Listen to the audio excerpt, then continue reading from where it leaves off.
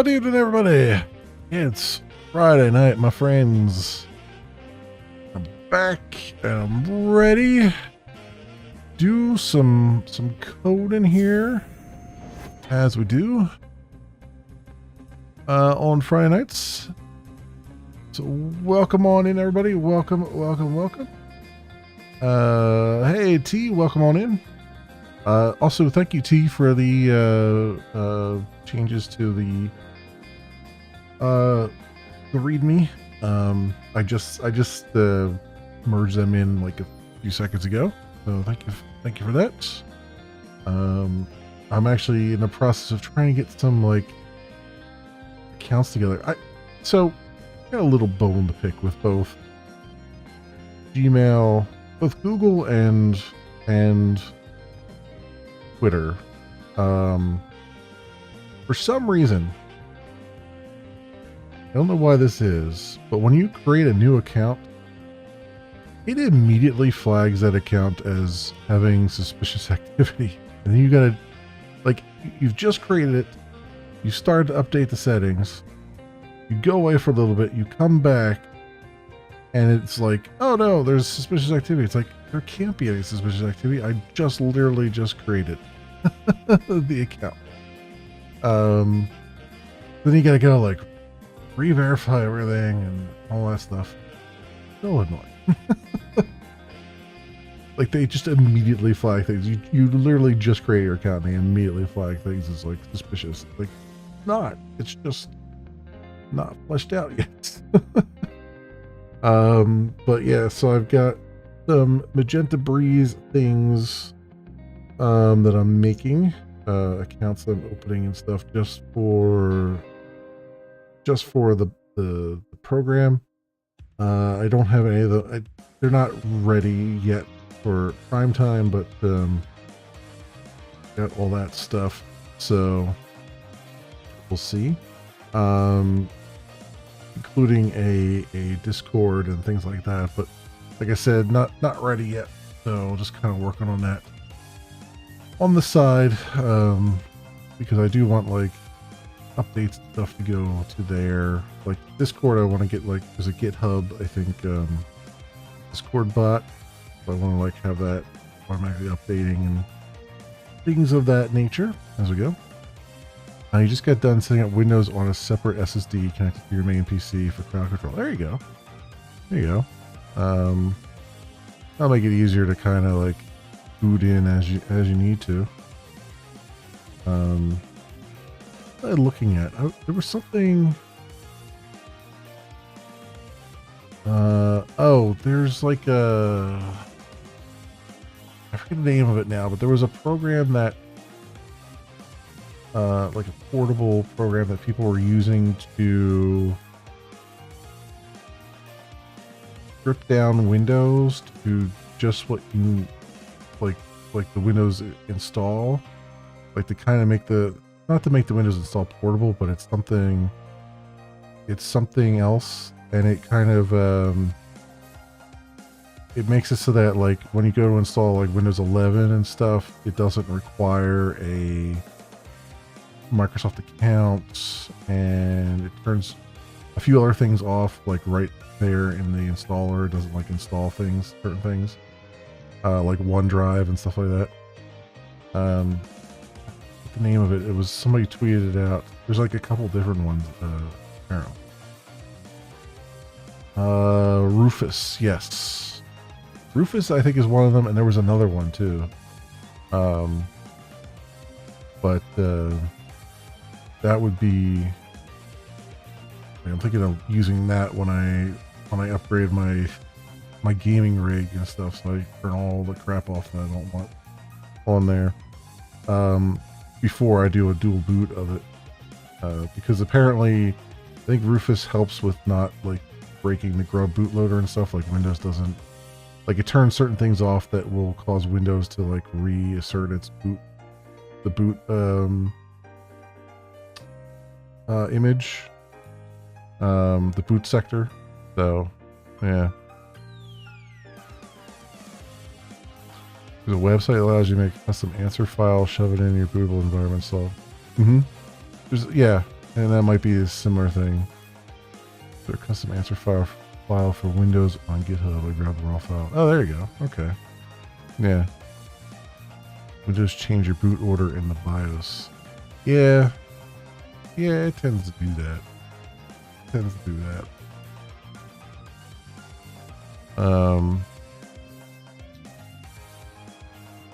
But yeah, you can do things like turn off the requirement for like TPM and stuff. Like Windows will still use the TPM if you have one, but it won't require you to have one to like upgrade to use Windows 11 and stuff.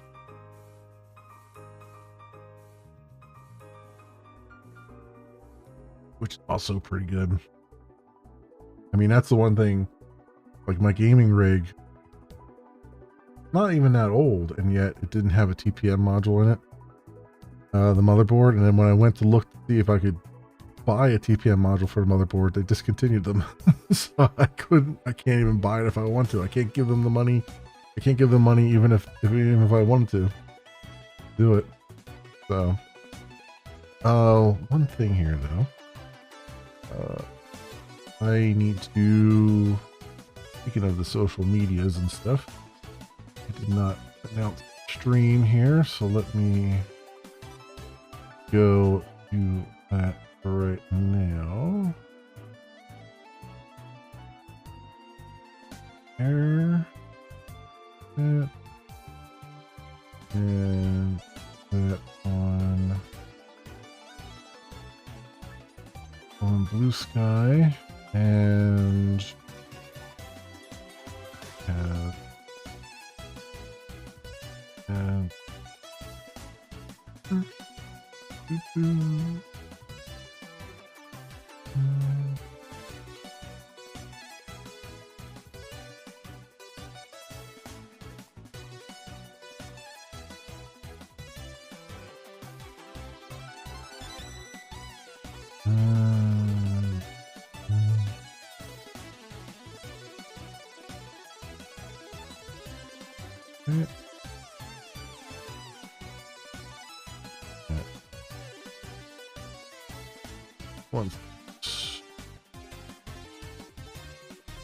there we go. All right, I've done the social needs, the appropriate social needs. You may hear some popping in the background. That is, it's almost July, so of course, immediately fireworks. They love their fireworks around here. It's like they start like right around now, late June, and they'll go all the way through most of July with fireworks constantly. I mean, I like fireworks as much as the next guy, but damn, like, like clockwork, like every night for almost a month.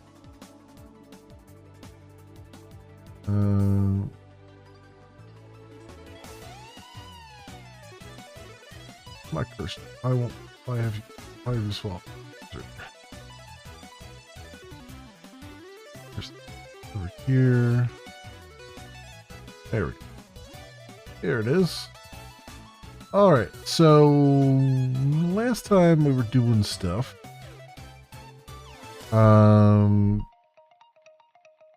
were playing around with like ball packages and stuff. Oh, I wanted to look at, while I'm thinking about it, look at the app image stuff. So I wanted to see app image.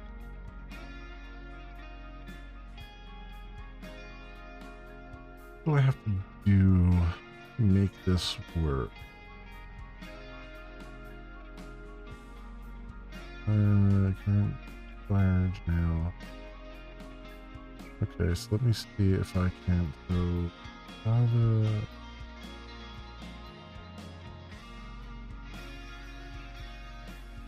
Oh, help if I spelled it correct. Create an app image out of a Java app. There we go. Using JPackage to make an app.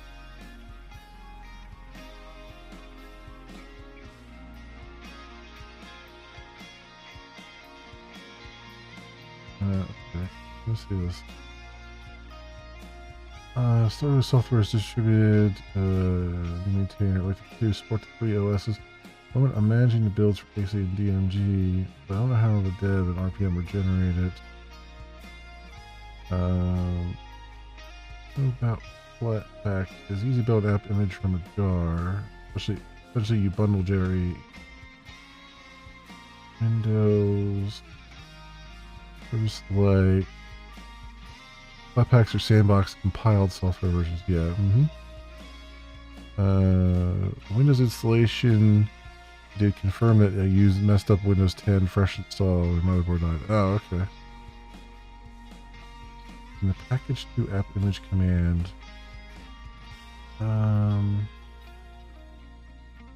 App image.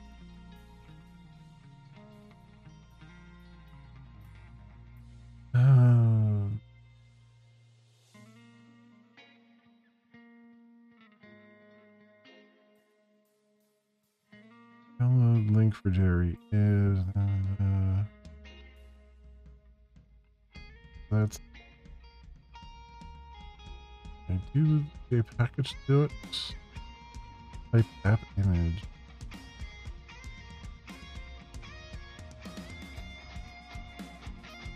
Do I can launch my application, but the whole thing isn't bundled into an app image like what am I missing here?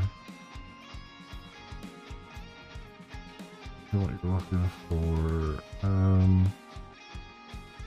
Not yet supported by JPackage. Mentions command line option app images meaning is different. Define application image. Right. JPackage assemble everything required. Take it from there with the tools provided by app image org. Okay. JDK, JPackage command forgets to create the launcher.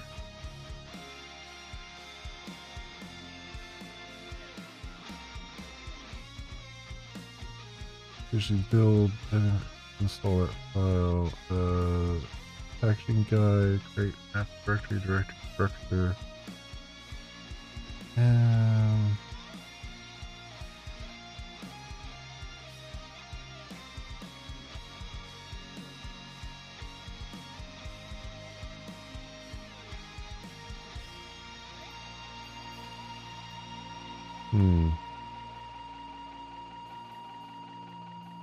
Installers, Java application,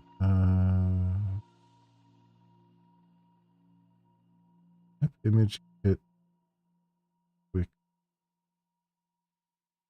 okay. Bundling a subset of Java using adopt OpenJDK, OpenJ9, JLink, okay. Can use, yes, through subset of Java, just enough to run a payload application. How to do this for applications provided by upstream without it. How do you get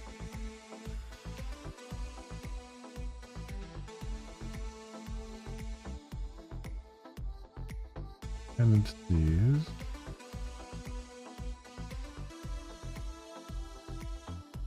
Okay.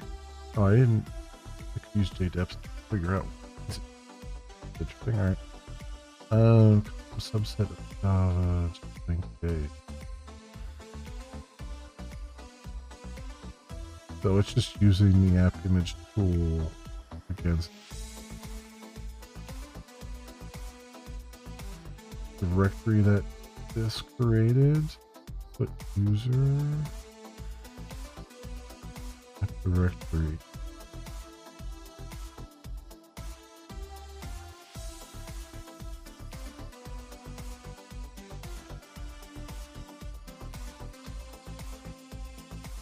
Packager JLink. Hey, Tech, welcome on in. You know, like in Arcane, yeah. I want to revisit that at some point and try to like play with it some more. Put some more time into it because I like I said, I barely scratched the surface of it. But I see they're updating it like pretty often, so that's really cool. About to jump in it. Yeah, there we go. Create image option. Reduces the application directory containing both your application and JVM. Image packager. Non-jigsaw app. Run to your app. Just talk to game dev in the crowd control Discord. There was a slight oops we made with the Linux compatibility. Use your GPU from your AMD. I got it running. It was okay on AMD. Now I just put back in your 3090 so you can really see how the game looks. There you go. Cool. Yeah, I think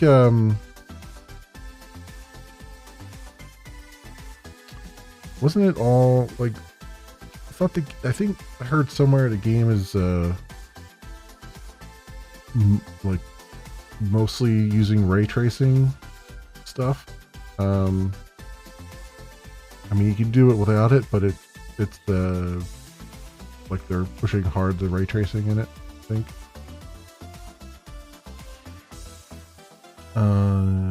It's like your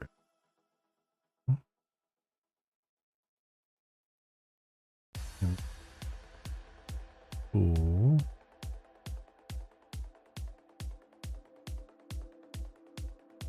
Okay, so wonder. I bet there is a plugin for Maven that does that.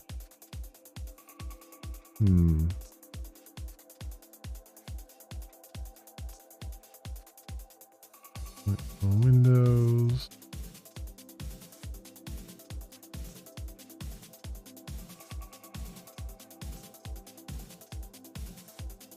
Interesting that you can download app image and use it on all the different platforms.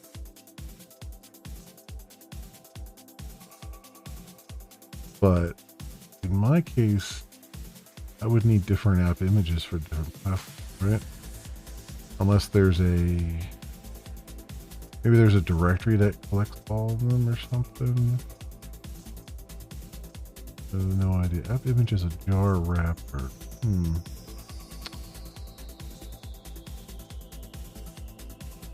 Supermarket sim surprisingly runs incredible on your iGPU. Yeah. More it's full ray trace. It's needed as the map uses it for all items and much more. Frame rate 60 in the launch option. Okay. I get started on the game, so I'll be lurking. Okay, no problem. No problem whatsoever. What is the best way to create app image of a jar?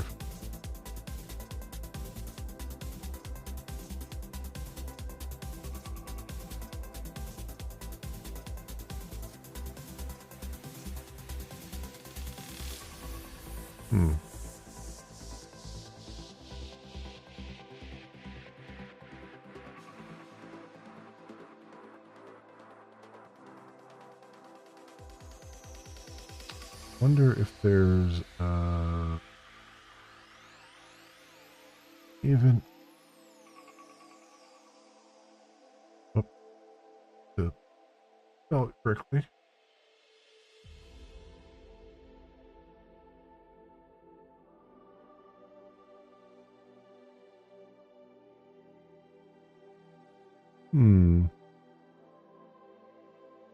One trick I did was first start a world in Archaea, then make one for creative. Make a starter car with a drill and be able to anchor drive, and then your other game hit F4, open dev options, and spawn a drill setup. Oh, there you go.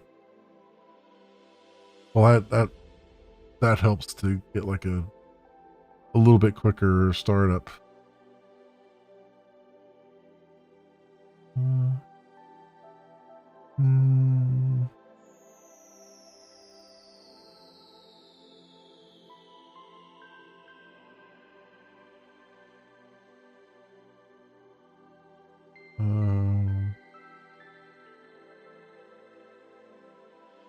It's building.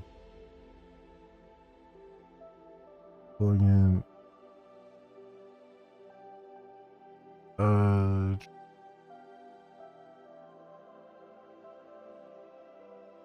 App assembler. And they have plugin for generating scripts for starting app.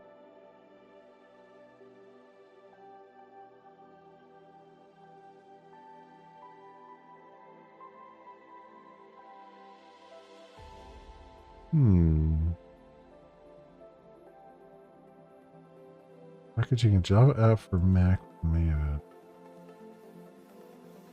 Are you using App Bundle Maven plugin? These steps should be integrated in Maven build process. There are only updated tutorials. This is 2017. Okay. Packaging Java app and creates the DMG for you, but be careful. Only Mac. Yeah. Well, bundle name.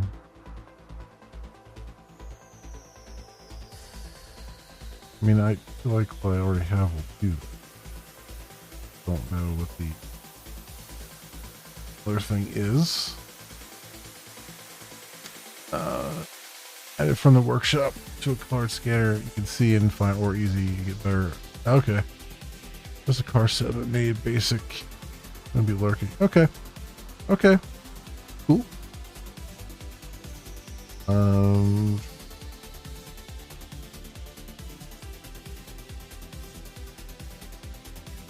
J Releaser. What the hell is J Releaser?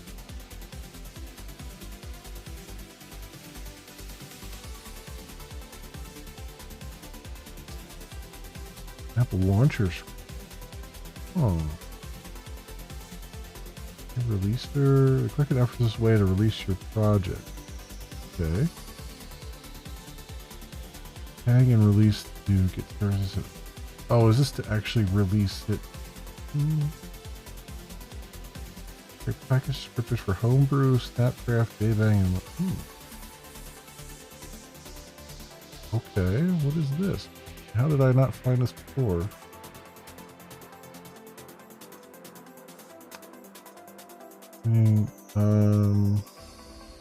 Release automation tool. Publishing artifacts. Okay. I feel like this is just publish the core file. Oh, well, binary Graal VM. Alpha binary. GitHub Actions and JReleaser to compile a Hello World app, assemble a zip distribution, create early access releases. But this doesn't have a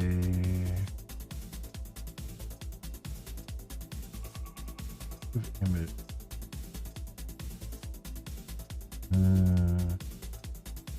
J-Link. Cross-platform J-Link. Finds a distribution name app that's configured to generate 2 J-Link Java runtimes, one for OS X, the other for Linux. Project source. Okay. So Maven.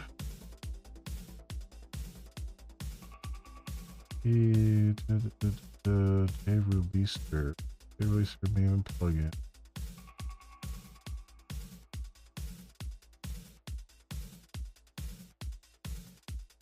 Right through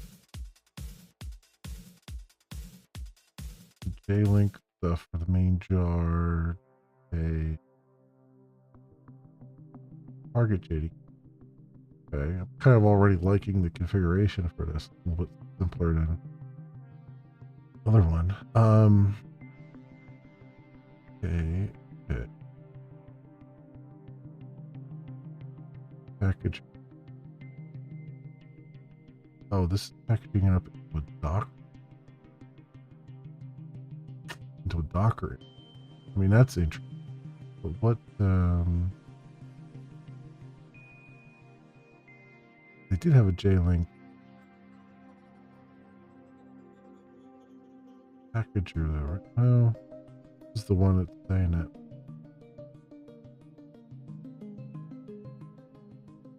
How do I find that?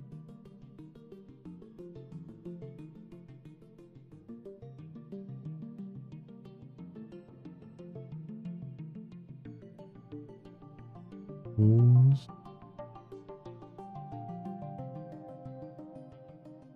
The package.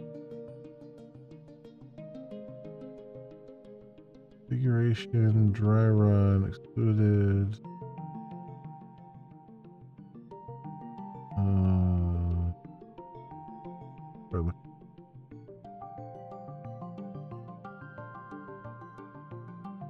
No,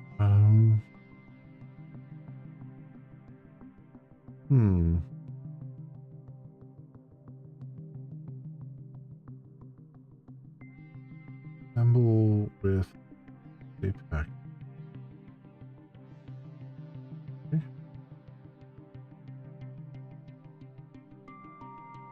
Fine. May configure JDK's Maven plugin or the JDK's Gravel.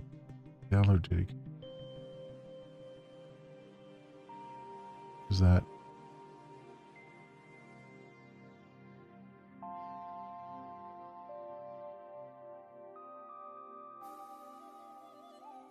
Oh, it's one that they, okay. So their Maven plugin has a thing that will actually download the appropriate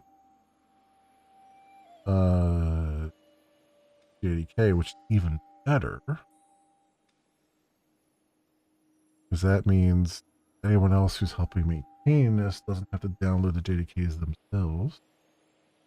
What do we have here? Platform. Digest.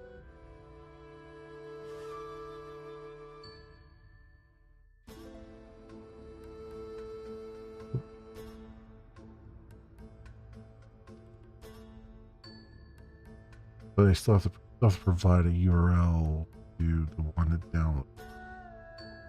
Which again is okay because I actually want to specifically download the clip Xamarin to do this, because right now I'm doing it with the OpenJDK that comes with Ubuntu. It's not necessarily the one I want to use because it might have some I don't know about.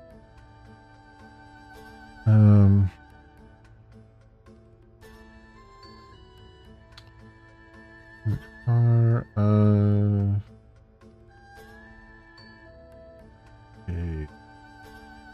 Name of JDK be downloaded. Put directory impact list.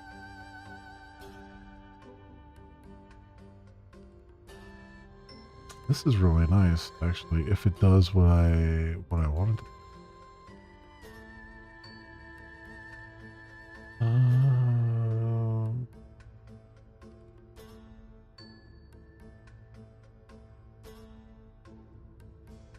Assemble J package.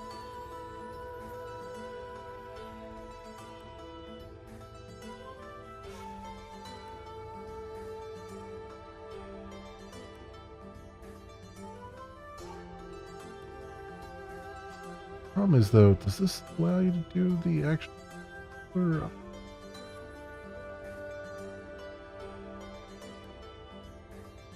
for the different, because there's different installer options for the different the launcher.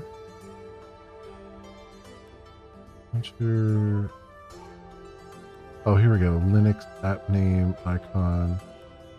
And then there'll probably be another app release. OS X. Okay. So they do have the separate things. And Windows. Very good. Oh, I like this. This is a lot easier to, I mean, it's got more configuration options, but it's easier to read than the other thing. Jar, Java, main module. There's the module. Think fast.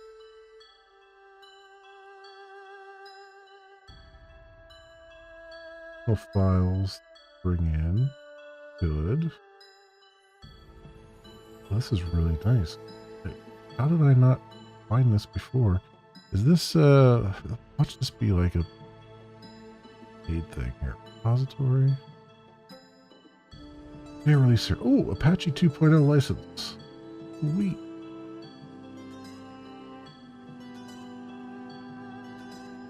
Release automation tool for Java and non-Java projects. Okay. Then SSF best practices.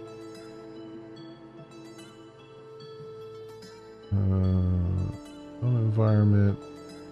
CI/CD systems. I do like that it's for GitHub Actions as well, because that would mean that I could theoretically run it as a GitHub action and not have to run it locally if I didn't want. Create a workflow by pushing your releases by putting YAML configuration under that. Okay. You're already building with either Maven or Gradle, you might. Okay. Least on 21.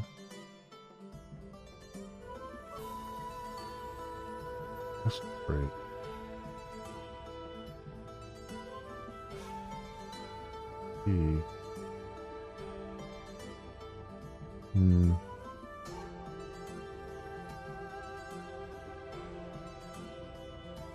Let's zero it.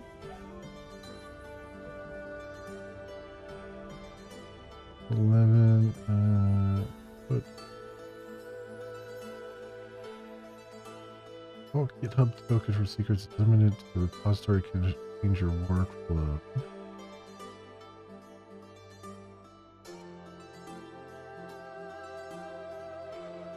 In other repositories such as Homebrew, Tap requires additional permissions. You must create a personal access token. Repo permission.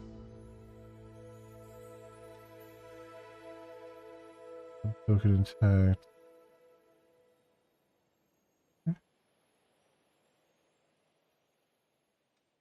Yes, do I have GitHub Actions? I feel like I have to.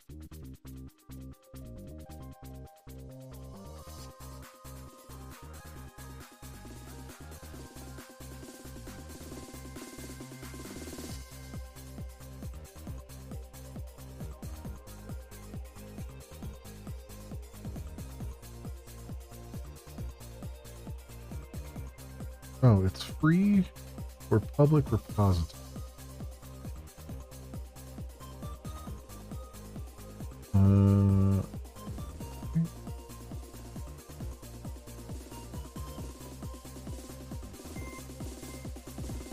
But there's a certain number of, I was going to say, there's got to be a certain number of minutes for stuff, and there is. It's free for sharing GitHub hosted runners in public repositories and for self-hosted runners. For private repositories, each GitHub account receives a certain amount of free minutes of storage for use with the GitHub hosted runners. Oh, so it's only, they only have minutes for. No, yeah, I figured here. GitHub free, 500 megs of storage.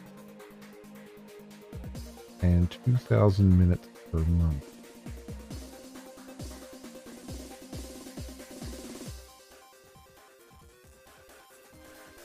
Okay. Moral of that story is, because if I'm downloading a JVM, it's going to blow out the 500 megabytes. Because I'll be downloading basically 3 JVMs. You know, one for OS X, one for Windows, and one for Linux. So that'll blow out the storage immediately. So basically, you just do it, which I'm fine with that. But I'm also great with it being like configured in Maven and just have Maven download those things, and then that way I know exactly which ones are being downloaded and I can replicate the build. And by replicate, I mean I can rerun the builds multiple times and know that I'm going to get the same result every time.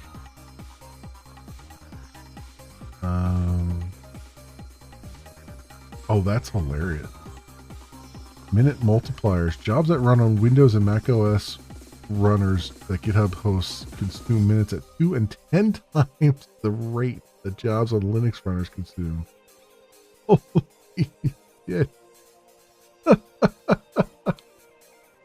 So basically, if you wanna run a GitHub action that generates something for Mac OS, every 1 minute is actually 10 minutes.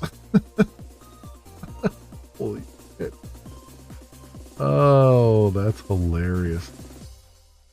Everybody's paying the Apple tax. Oh my goodness. I love it. Yeah, you know what? I'm going to switch over to using this JReleaser. This looks pretty slick. I mean, this looks so good that I'm like, where's the catch? Because it didn't show up in my initial search for things, and I'm like, is nobody using this? Wait, is the where's the, how often is it when was the last update? 11 hours ago. Okay, I mean, it's being updated.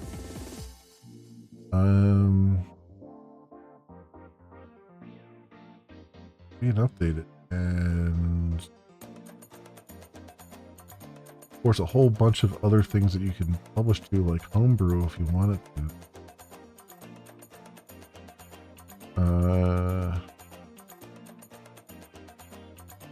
The latest release 112 was on May 1st.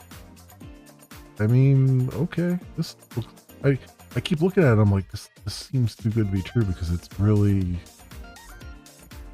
looks pretty slick, and it's got support for Maven, Gradle, and Ant. Good lord. I mean, yeah, sure, and CLI stuff.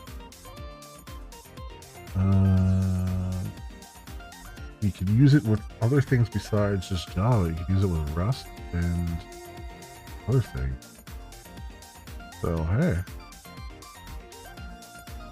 Providence? There's PGP.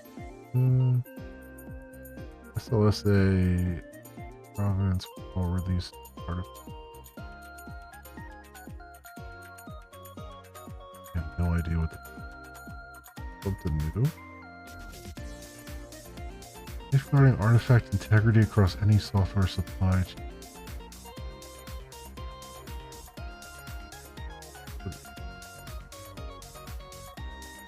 Set of incrementally adoptable guidelines for supply chain security established by industry consensus. Whether to make a decision about whether to trust a software package. Okay.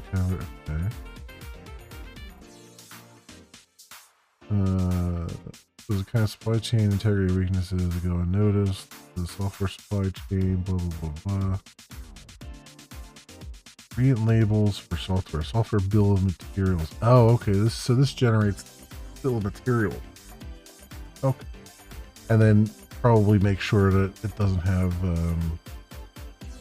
like it's been checked for vulnerabilities, common vulnerability lookups and stuff like that. What it doesn't cover is code quality. Yep. Okay. Transitive trust for dependencies. Independent of the level of its dependency. Use personally to also judge artifacts dependencies on their own. There's currently no single SLSA level that applies both an artifact and its transitive dependency together. So then it's basically useless. Okay.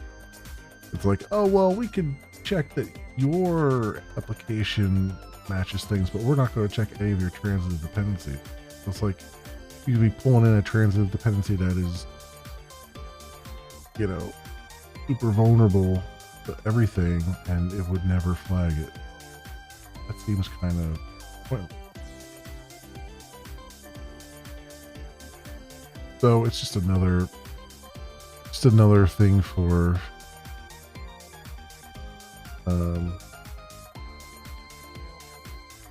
whatchamacallit, another thing for consultants to charge a whole bunch of money for the setup and talk about and evangelize and all that.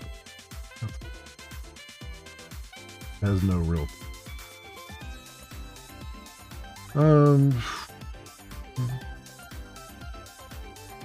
we got their JSON schemas also published. Damn, I mean, not like kind of blown away in multiple ways here, because not only does it seem like it does everything that I want, not only does the configuration of it look like it's a lot more easier to read, and not only does it have a bunch of integrations, but it looks like they've actually gone and documented it pretty well. Like, for something that's a Maven plugin, like Maven plugins are notoriously documented poorly, and this one actually seems like it's got a lot of documentation to it, and it's got a bunch of examples, which is interesting. It also pushed Maven Central, which I'm not going to do, but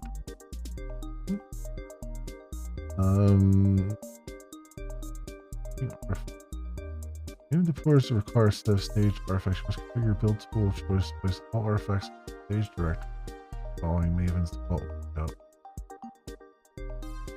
Maven deploys is just enough to stage POM files and production jars. Be aware that the publication of Maven Central requires additional jars. Yeah. That's if I'm publishing the Maven.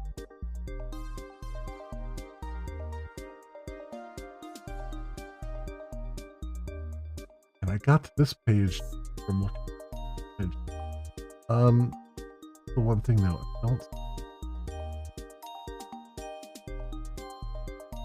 They have an image. Two Docker images.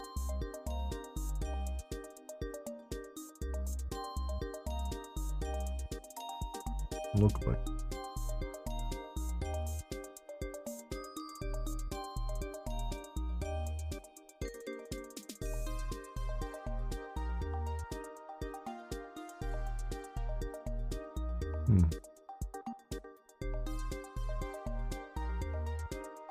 I was also thinking about looking at some point I do want to look at GraalVM to produce like native binaries, because what that does is like the difference between that and the JPackage stuff, from what I can tell, is that JPackage is still Java. Like it's bringing the JVM down, bits of the JVM down, and making an executable package from that. So your code is still running as an interpreted Java program. It's just that the JVM itself is, a binary is made out of that, and that's what people run, and then launches your program. Whereas GraalVM, it looks like it actually compiles, it actually takes all of your Java code and compiles it to a native binary. So in other words, you don't have a JVM. Well, you have bits of the JVM that you use, but they're compiled down into you're no longer running interpreted code. Your code is now compiled to a binary. So there's no JVM starting up per se. Just your code is starting up. You've got, your code has bits of the JVM in it that you need, like libraries and stuff. But it's all in there, which is definitely another way of doing it. But I would rather, for my purposes, either way doesn't really matter. Technically, I guess if I did the GraalVM approach, I would generate smaller files, theoretically, and not like the 12 megs I'm doing right now with just the basic Java JVM. But I think functionally for the users, there might be a little bit of a performance difference, but probably not that much. Given what I'm trying to do, because what I'm trying to do is then spin up a Jetty server, which will then run my war file, which my war file is going to be interpreted regardless at that point, right? Because it's going to be deployed to the server. I guess technically it would do. Yeah, that's Yeah, I guess it wouldn't be interpreted that if you did GraalVM with it, but I don't even know. I don't even know if Jetty will work with GraalVM. I don't know if that can compile down to it or not. Probably can, but yeah, one way or the other, it's like there's really like my application is really the war file that we're creating in the Magenta Breeze War project. That's really the meat of the application. What I'm doing now with the launcher and stuff is really just doing enough to get Jetty fired up, the Jetty app server fired up, and then once that's fired up, and also I have some code in there to like download the latest war file and all that stuff if there is one, or well, I mean prompt to download the latest, and then from that point forward, it's just like, you know, it's fire up the Jetty server and then let Jetty unpack and launch war file.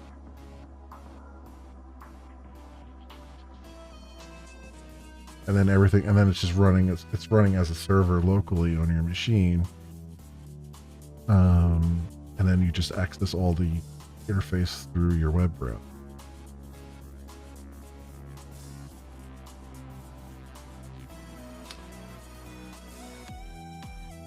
Which, I mean, the other thing is, and I was looking at Jetty stuff.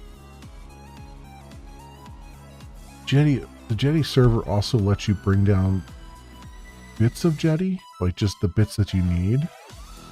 And you can run them yourself. Like you don't have to run the full-blown servlet container. You can run the bits and pieces you actually need. Like if you want the HTTP server part of it and stuff. So I could have gone the route of make the entire application, make the UI and stuff in Swing, say, or JavaFX, whichever one, and make it like a fat app that way. And then for the bits that need to be served up to OBS through through HTML files and stuff, I could have just spun up the small HTTP server, just the server bits for Jetty, and then, you know, deployed the dynamic HTML right in there, had that run that way. But I think ultimately at the end of the day, that wouldn't have saved very much. I mean, it might have saved a little bit, but I did like, one way or the other, I'm spinning up a server.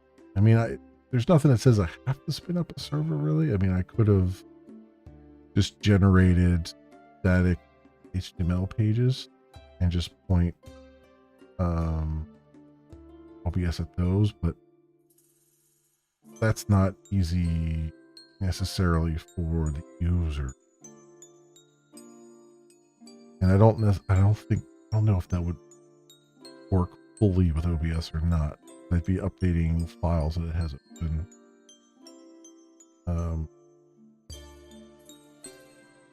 Like I don't know if it would detect that the file is updated and then refresh automatically or what. So I don't know. Long story short, I like the way that I'm doing it. It's just not necessarily the only way to do it and not necessarily the best way to do it. Just kind of the way to pick. Because it's closest to what I do normally anyway. 112. Oh, is that the latest? 112. So I think. Hey, hello, welcome on in. How are you doing, sir?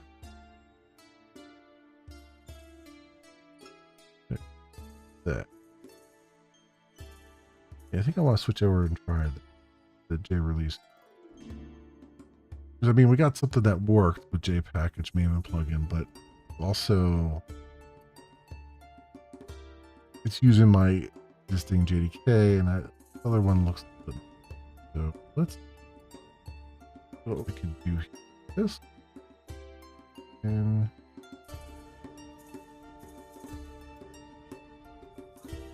what heritage? Never seen that before. We propagated the child palms. Oh. Default value is true. Never had to work with that. You doing okay, or as okay as you can be? Yeah, you had a little bit of a little bit either keyboard problems or a slight stroke there, but that's good. I'm glad you're doing okay. Glad you're doing fine. That's good. Caps lock screen. That's what I figured. I don't know how many times I'm like playing a game and I end up hitting freaking caps lock time. And then later on I go to start typing something and caps lock's still on. I didn't even realize it.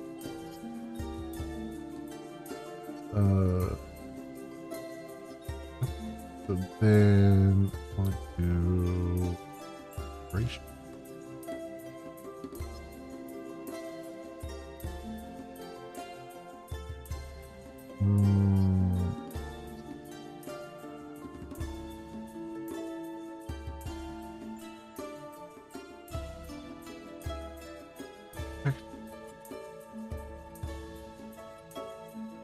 AKs must be defined if they're using the Go API or how is that?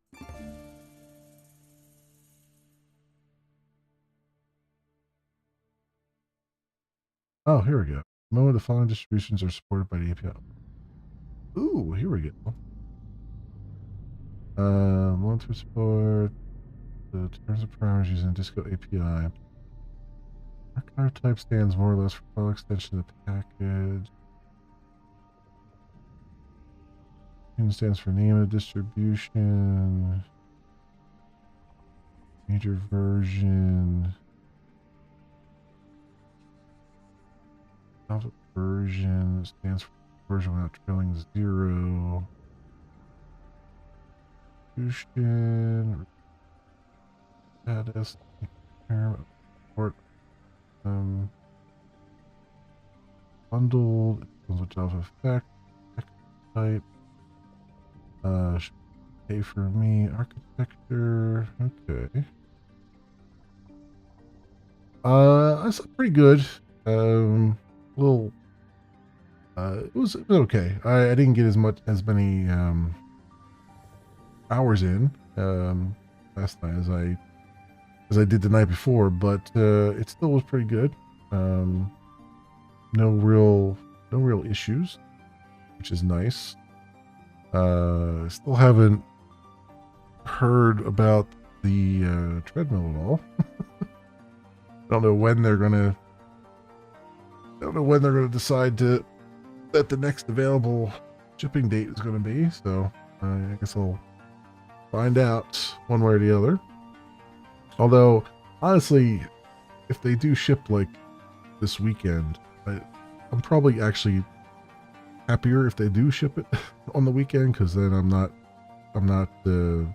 distracted with work or trying to, stepping out of meetings or something to go sign for it or any of that stuff. So that's probably good.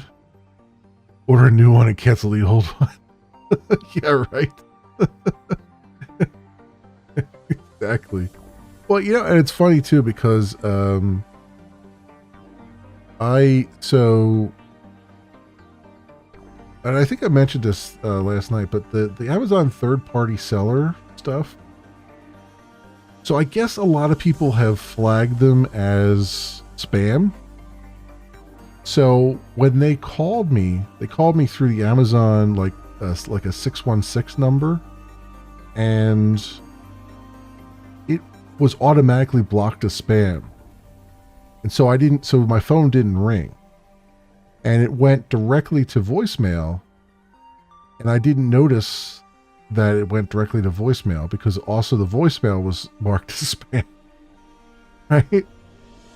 So the shipper had called me like Wednesday night or something like that, and I didn't know. And then Thursday morning, I was sitting here doing work, and then I noticed that my phone flashed up for seconds. And had I not noticed, I wouldn't have even known that a voicemail came in. And that voicemail was from the actual place that I bought it from, called like Booty Builder or something like that. And they left me a message. So then I listened to that message, and I called that guy back, and I literally went right to the guy's cell phone, and I'm like, yeah, I just I saw, just called me a few minutes ago, and all this stuff. Like, oh yeah, let me go to my computer. I gotta get over there right now. And he went over to there and got me the number of the shipper and all that stuff to call and everything. Really nice dude. Like, he's like, oh yeah, and this is my cell phone. If you have any problems or anything, just call me. I'm here to answer questions and all that stuff. I'm like, okay, cool. You know what I mean? So I feel like they're the good guys at all this. It's just like they're just dealing with all the nonsense the same way as anybody else. It's like, yeah. It's like, I can't tell you how many times we try to ship something through Amazon, and we always have problems, and then we get like complaints about the shipping, and it's like, out of our hands mostly, and all that stuff. So he seemed like a decent dude. So, I mean, I'm willing to give them the benefit of the doubt on that one. But like I said, I just hope it's not. I wish that they had shipped it like with FedEx or something, or even UPS. Because the thing is, although I wonder how that would work, but a lot of times when I get a shipment from, and I see it's coming from like UPS or FedEx or something, I'll just go on their portals, and it's something that requires a signature like this one does. I'll just go on their portals and I'll redirect them to like the UPS store or the FedEx store, because I got both of them within a mile of my house, right? And that's so much easier, because they'll immediately, they'll drop it off there, and then I just go in and sign for it there, and it's no big deal. Although for something like this, I don't know if they would do that or not, because this is like 400 pounds, but you get the idea. I have options there with that.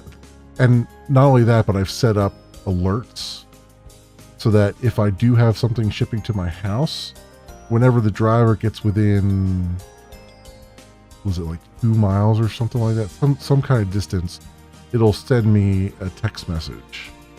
So I'll be like, okay, so now I know to get up and wait for it, or at least to monitor it. But this third party shipper, it's like, it's like, good luck. Like they have like a tracking ID, and I went on their website and I could put the tracking ID in, but it hasn't been updated. All it says is out for delivery. And it has a little warning triangle on it saying that it couldn't be delivered. I'm like, well, that's not helping me, because I don't know what the current freaking status of it is. So, that's the only problem right now. But I get it, it's bulky, and probably UPS or FedEx would probably charge them like more than they'd make on the unit as it was, probably. I mean, the thing wasn't cheap, but I imagine it, just in the shipping, insurance and stuff like that, would probably be more than or like half of what the unit even cost.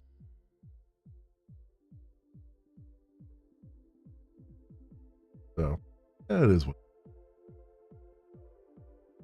Hopefully it'll get here sooner rather than later. I mean, the nice thing now is I'm off for a week, So I'm taking my normal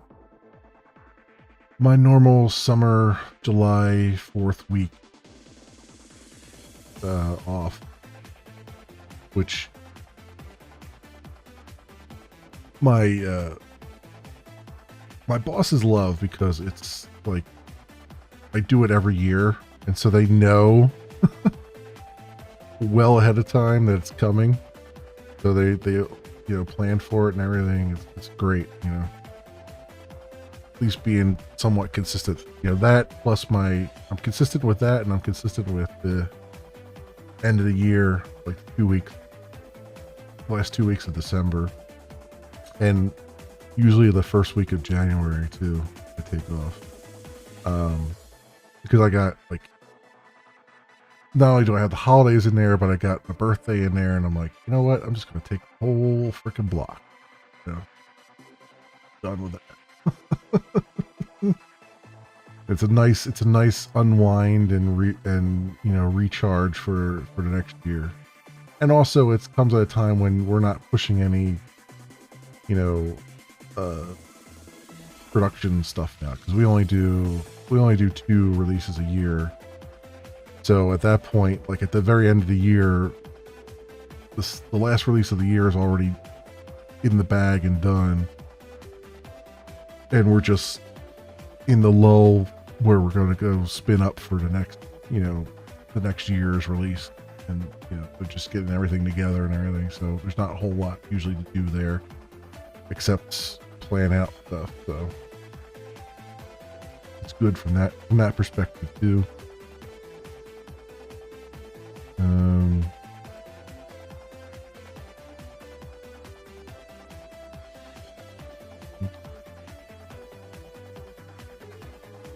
The download link of the package. Let's do a look for the latest version JK11. We'd like to use an installer. Okay. Latest available version 11. Graphics bundled through collab. Okay, archive client. Okay. Best.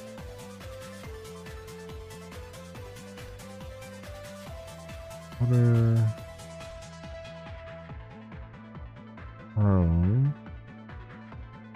Still Eclipse plug. Okay.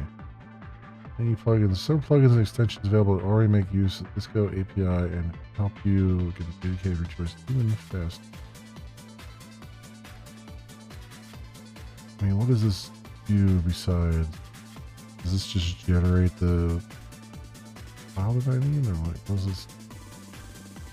Discover and download Java SDKs from various distributions.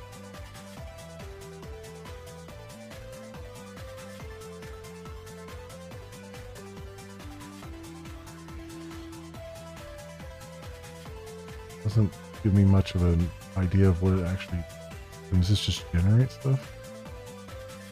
Guess we'll go see. Do help. Marketplace.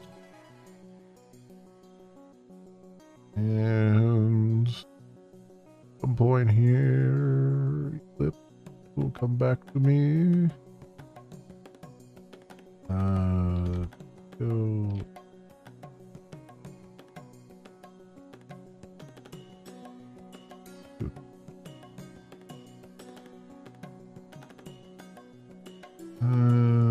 Apache 2.0, sure. All right.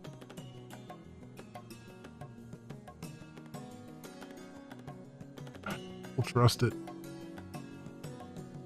Start. Give. Boom, boom, boom, boom, boom, boom.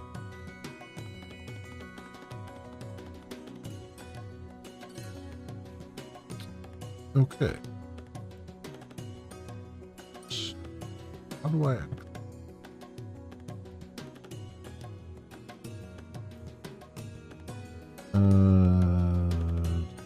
Go view.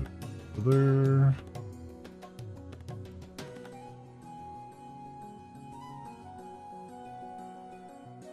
Nova.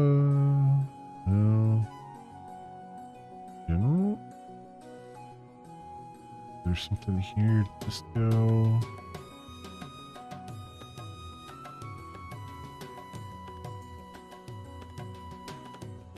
That work. Where do I find that now? Let's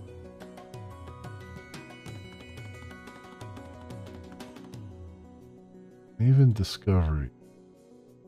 Nope.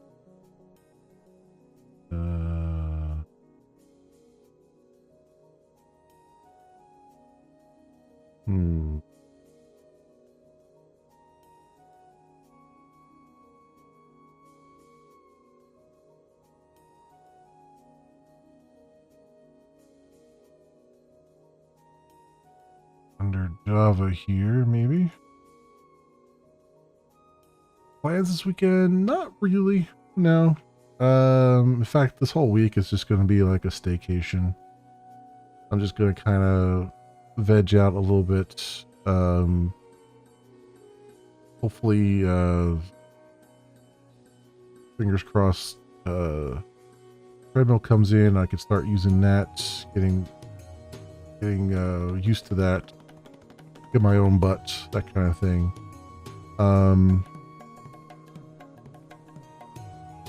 And then I need to get some more freaking doctor's appointment stuff set up, because I still have to get my legs scanned. I've been procrastinating on that, and it's time to get that fixed, to get them looked at. Because I get the feeling that they're not going to find anything, and that means there's only really one thing left, and that's my heart. And I'm dreading getting to that point, but maybe they will find something, and it's not anything to do with my heart. We'll see. I'm getting the feeling like it's going to be that. Which is why I'm hoping that once I get back to like exercising again, regularly and routinely, that maybe that'll be the catalyst to strengthening my heart back up again and being able to get all of it out of my legs. Because the reason I think that is back in 2020 when I first went for my legs being swollen so much, they didn't find anything in the scans, but they also gave me the hydrochlorothiazide, which I'm still on now. That I'm back on now, I should say. And when I first was taking that back then, it was really working well. It was reducing my legs back down to almost normal. And I was also being like a racehorse, which is what it's supposed to do. Now it's like it's not having really hardly any effect. And so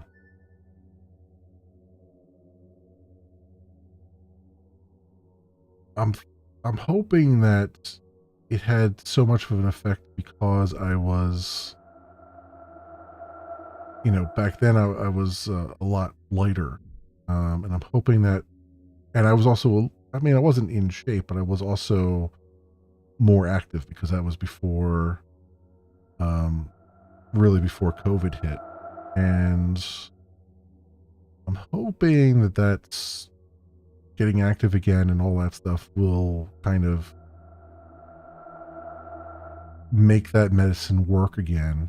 And then we can kind of address why I need the medicine in the first place, but that's kind of where I'm at there. And then, like, as far as other plans, I don't really have nothing really going on. I think on the 4th, I'm definitely going to go barbecue with them.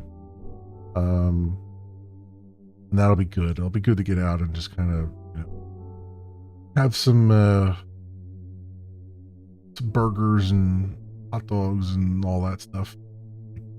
Have a cheat day. Have a cheat day where I'm not like trying to watch what I eat. I'm just stuffing my face. That'll be nice. But I don't have much else beyond that going on, because it's like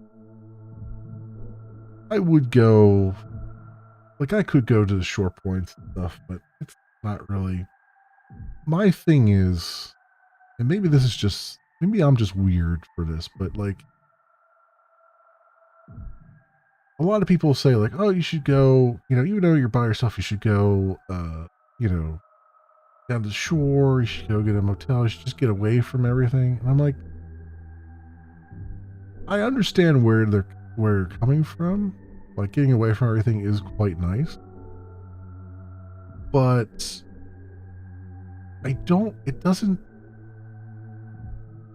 going by myself doesn't have the same effect, I guess. Like I'd rather have others around, and kind of go as, go with other people and do that. Particularly like, family or whatever. And because I feel like having a shared experience is a lot more interesting to me than, kind of going on my own. Because the other thing is too, having a shared experience also means that I'll actually get out and do stuff, and I won't just like sit in the room and order, room service or something, or you know what I mean, or like just kind of, take a laptop with me and just kind of chill down there, that kind of thing. If you have other people around, you're gonna kind of go and do things and do activities and stuff. Whereas, because otherwise I have to, if I go by myself, I have to want to be around people, and I don't necessarily want to be around people. So that's the hard part. Whereas if you go with others, like they'll definitely want to go out and be around, and do activities and be around strangers, and I'll just kind of go with them, and have fun that way. That's kind of one of those things. Like, I would take more actual vacations, except for that. Yeah, except I just don't want to. I don't want to have to go myself and do it, because I'd have much more by myself. I just have much more fun just, staying home and playing video games and going for a walk and just kind of do some local things maybe here and there, Then I would go through all the rigmarole.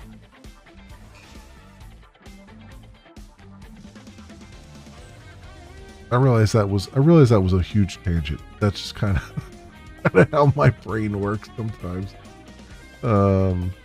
That's not really. You asked such a simple question, and I went off on like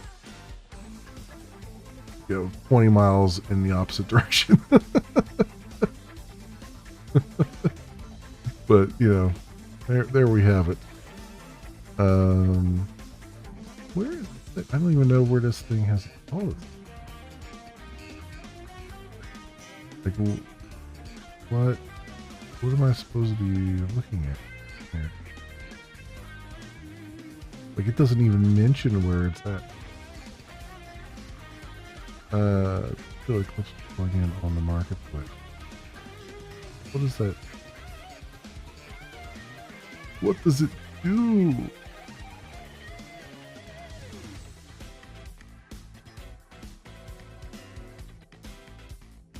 Oh, it's called Fuji 80K. Maybe that's why I can't. Window is Fuji. Ooh, okay. Window. Hmm?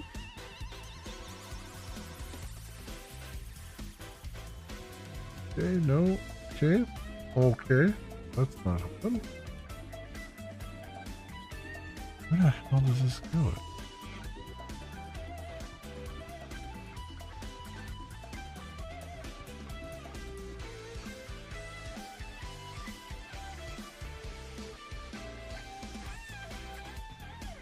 So, details.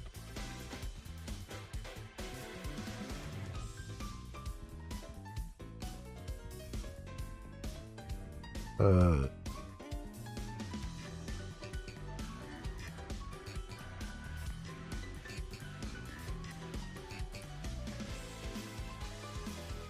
the, the frick is I love how they're just like, here's one screenshot with no context for where the hell to find this damn thing.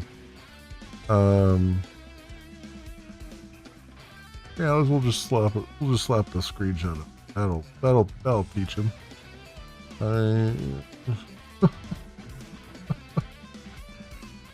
Where the freak is it?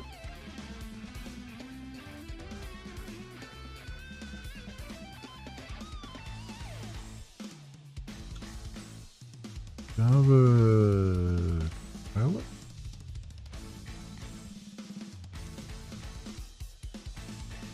Building? No. Build file.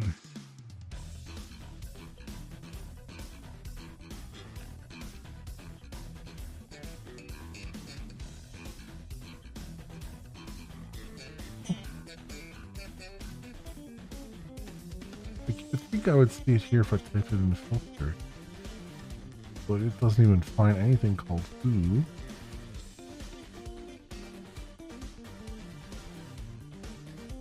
Some things called disco, but what's this? I wonder if it actually maybe it's not working. Let me see here. Where's the thing?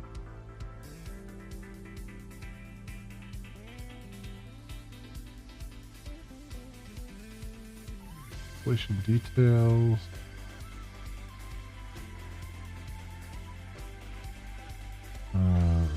Here, the Disco Eclipse feature.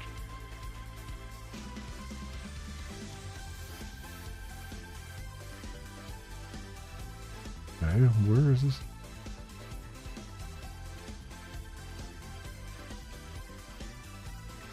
Disco Eclipse feature group. Which should be theoretically showing up as a different group in my properties, right?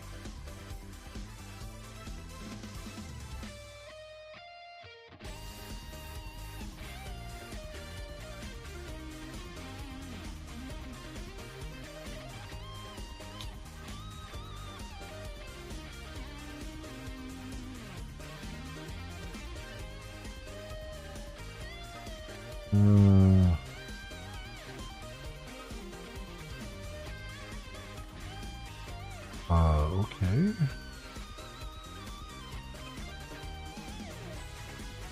Am I just... Maybe I'm... Oh, here it is, Fuji. Jesus Christ. How did I not see that right in front of my damn face? The menu item.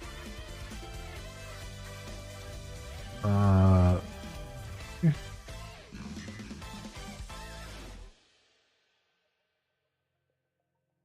Type major version 17. Fusion Tamarin. The architecture type RGZip. What about I did thing for architecture? Built RGZip.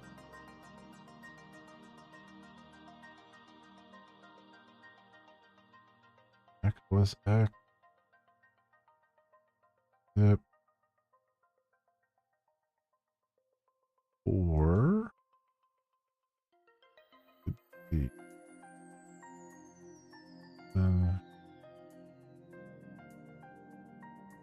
Well, this is nice at least for discovering all the different things we need to do.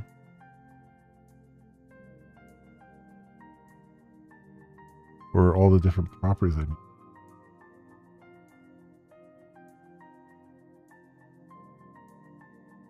Okay. Well, now that I've found it right in front of my eyes, if we can get some of this configured here. So plug in. What are we doing here with configuration?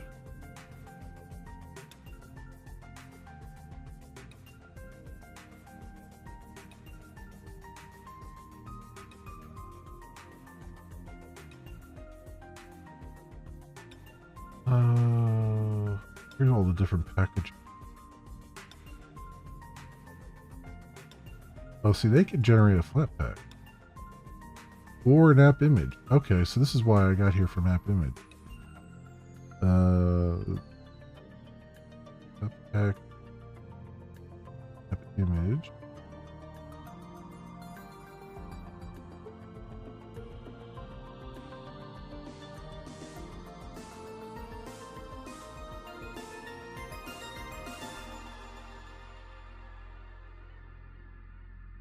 Java binary, flat binary, binary. Okay. Even. Releaser.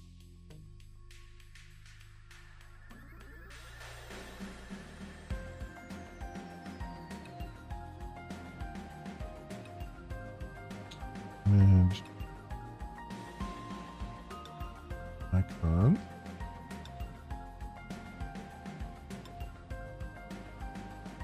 Okay, that's pretty cool.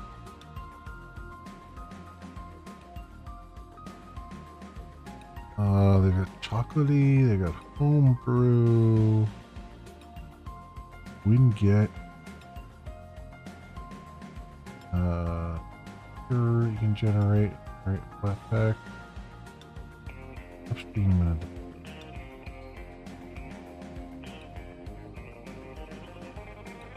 Upstream projects define metadata about the components, file select. No, I don't care. I think I understand what they're saying, but yeah. Flat pack manifest. As long as they have a decent example here.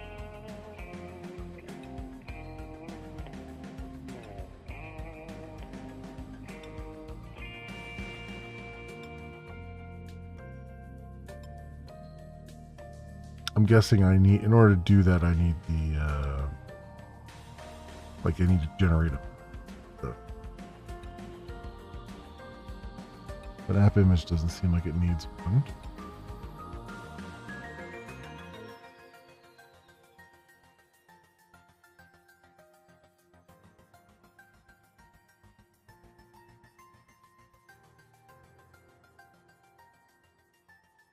I'm actually kind of wondering if I mean, obviously we have the Maven plugin. I'm wondering if I could just point the Maven plugin at JSON file. Because it would be, or even like point it at the YAML file. Because it would be a little bit easier to read. Wait.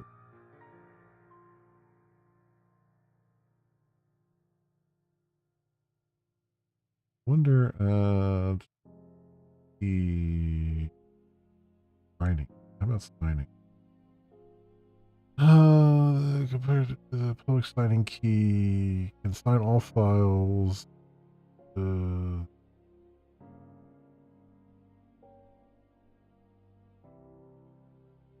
Any variable. Although I think that's the one rough part. Stuff. Setting that up. YAML.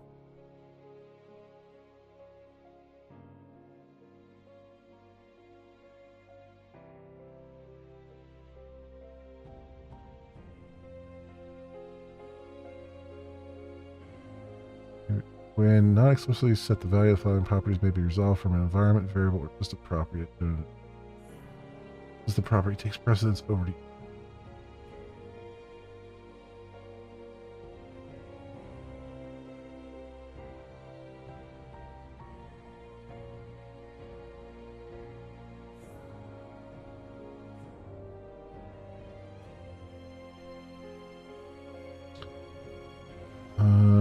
but I'm looking for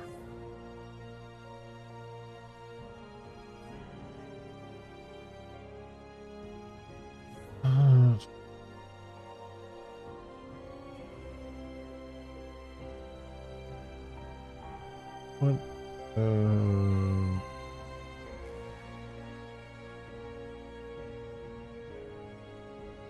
what quick start Maven.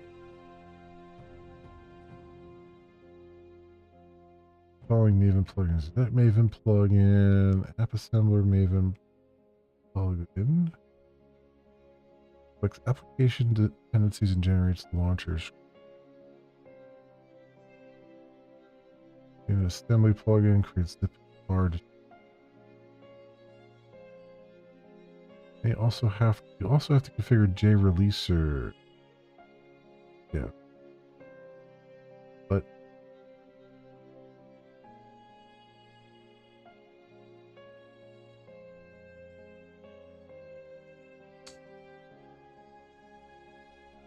licenses, developers.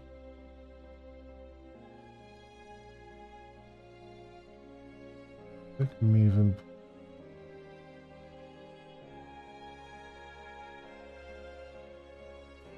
I don't know why they want that. Even plug it. Plug in.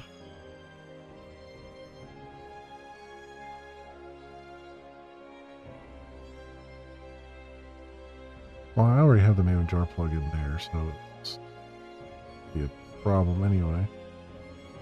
Assembler.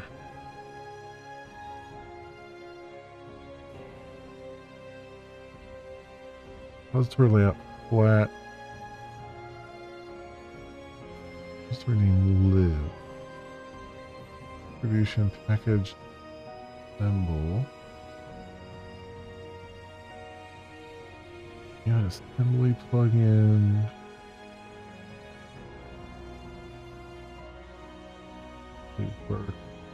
Distribution.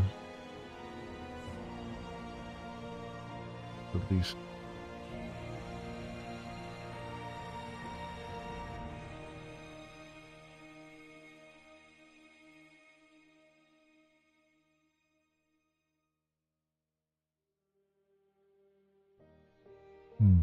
I'm wondering. I see why they're saying that, but release. I don't want to.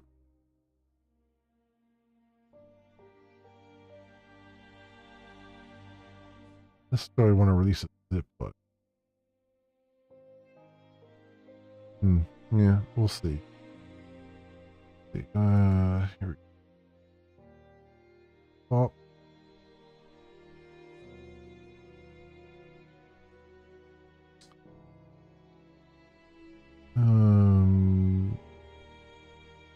The releaser may be configured using the Maven DSL shown at reference. Alternatively, external configuration file may be used if config file or JReleaser config file. Okay, so maybe we'll do that.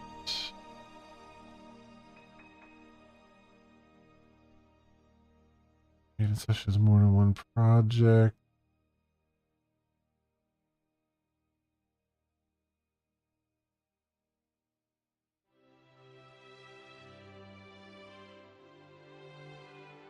The project Java version will be determined following these expressions in order.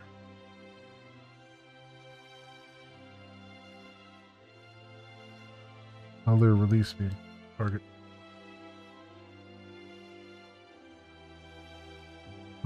Following settings may also be specified via environment variables, dry run, quick, platforms, reject platform.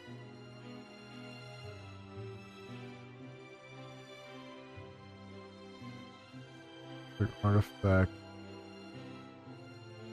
Mission properties. Select platforms. Goals. Okay. Polymojos are provided. Environment. Knit. Big. Input generate. Put a val. Download. Assemble. Change log. Calculate the change log. Would be.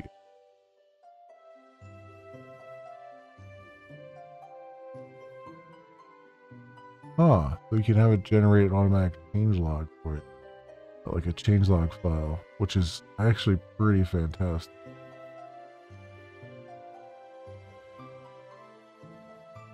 Yeah, that's actually pretty fantastic. Log. Next up, yeah. Sign for signing it. Deploy. Upload. Upload.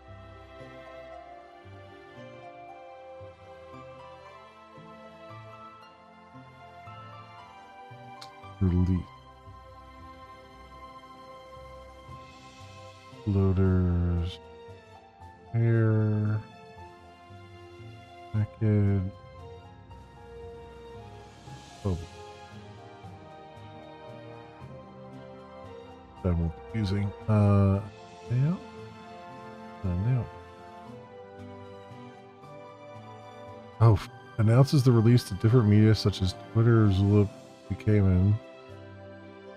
Requires that distribution files have been. Oh, that's. Okay. I think I'd be using that, but alright.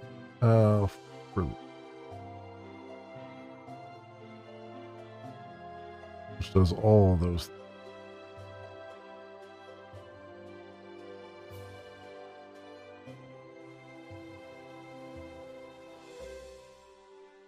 So I'm wondering here. Oh. The Maven DSL.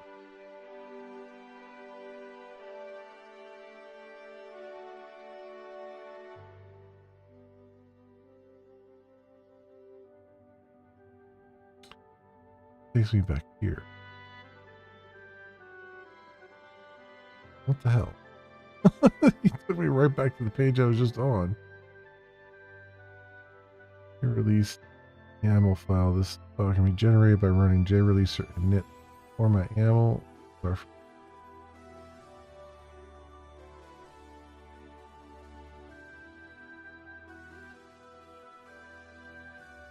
Okay. People use the YAML one just because there's a lot that has to be figured.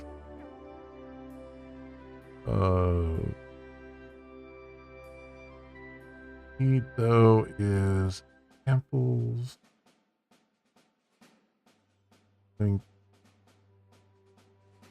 Platform J-Link.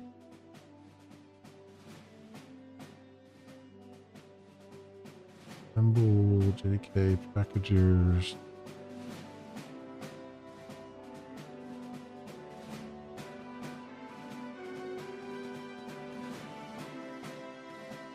Copy that.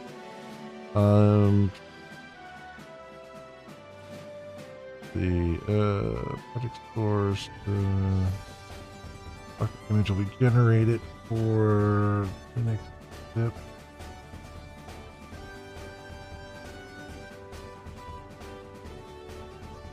Okay.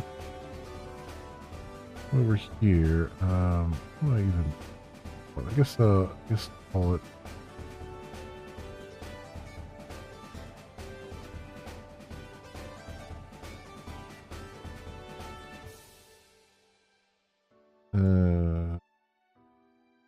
Comics out, so I'll just call it the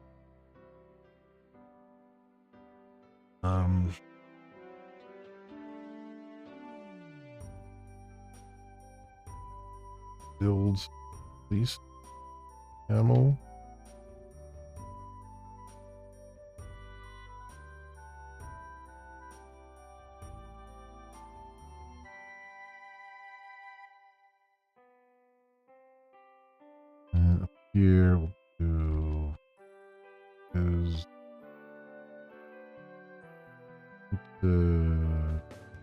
freeze.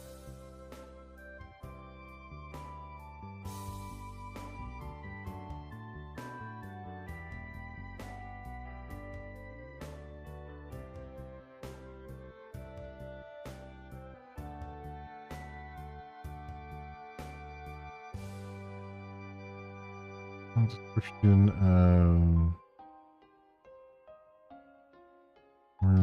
cool playing and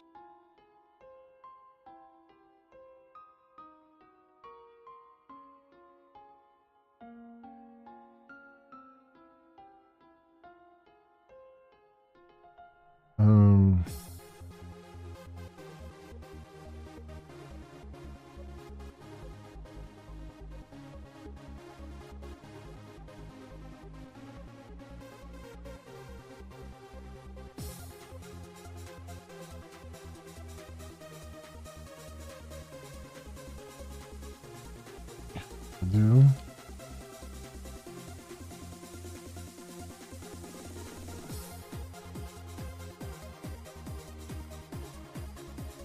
I did the MI. Right. MIT license.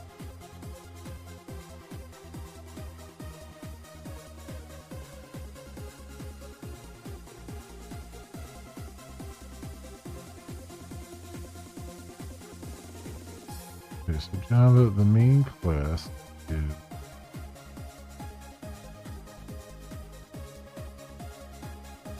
this.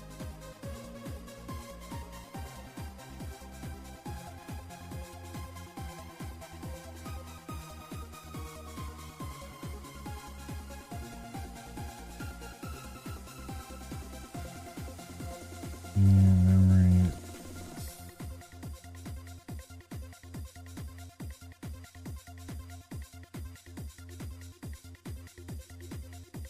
Use versions 17.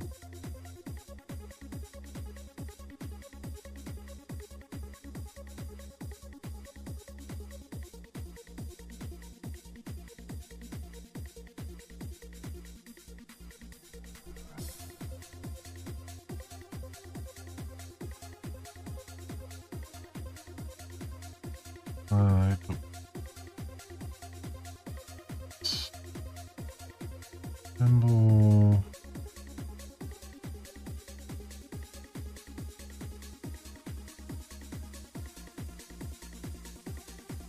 Main jar.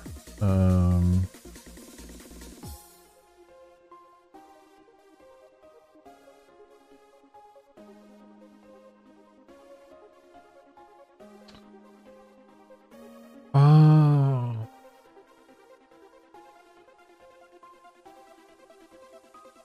Here.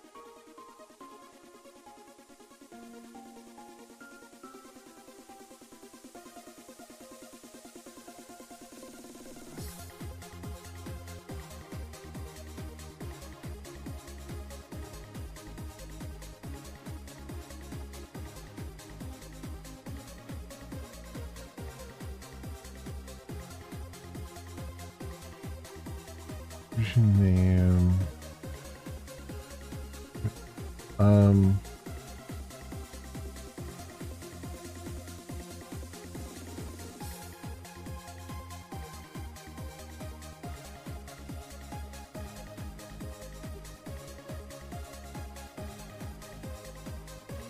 Version and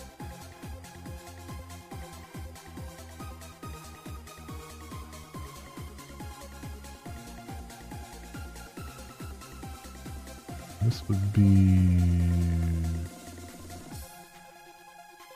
18. Right? I have here. No, I have 19. No, 17. Color target.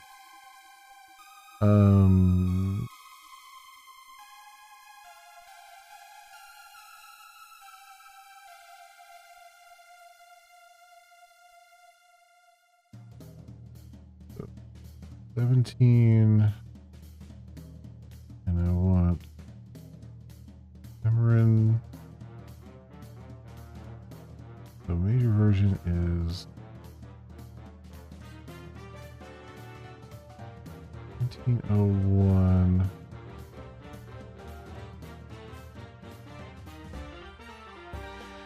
This would be 4.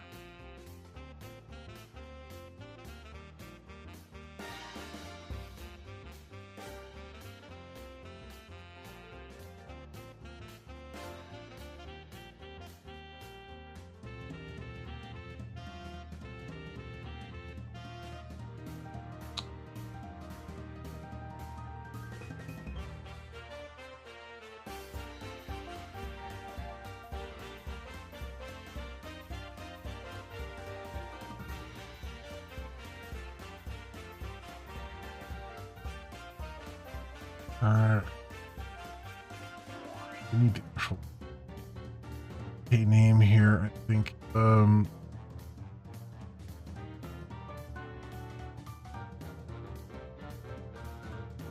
back to that. Packagers. Oh, that right now. Assemble.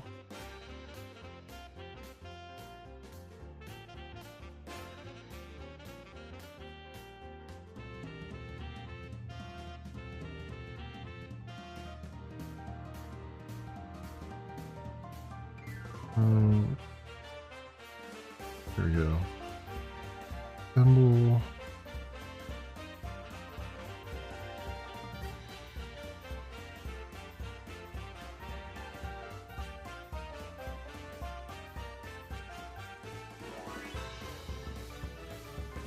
Numbers will configure a matching distribution by name if it exists and if the number exports its artifact. Okay.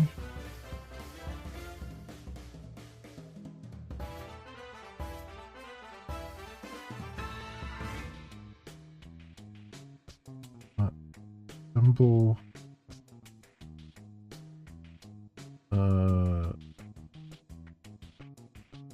The date pack.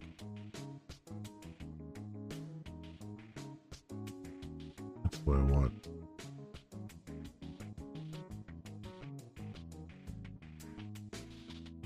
Although I guess do I have to do the J-Link as no, J-Link is here. Maybe the J-Link assembler to be reused. Oh yeah, no, I do have to.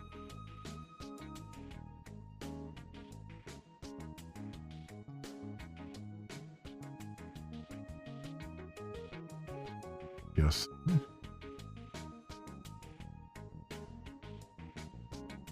Or am I wrong with that? Platform or place?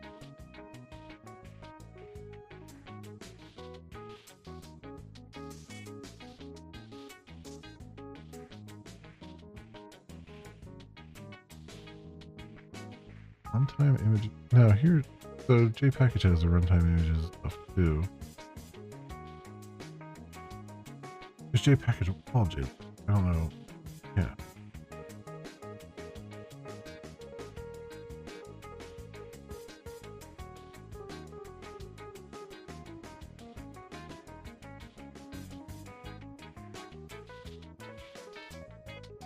I don't know what place there.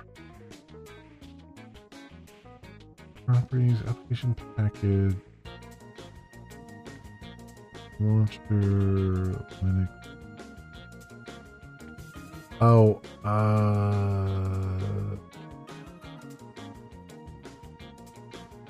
bet that matches up. Nope. Nope, doesn't. What the place? I wish I would explain some of these things.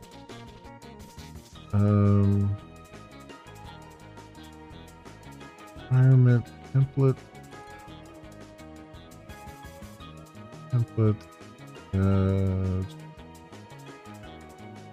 File sets, files, artifacts. With this assembler, the following step shows how to configure a non-export JLink assembly package. This in turn creates a native package distribution app.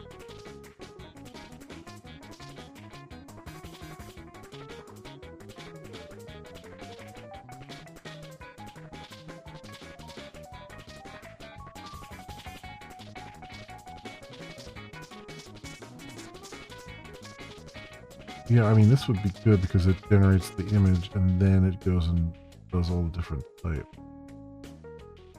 I think is what I want.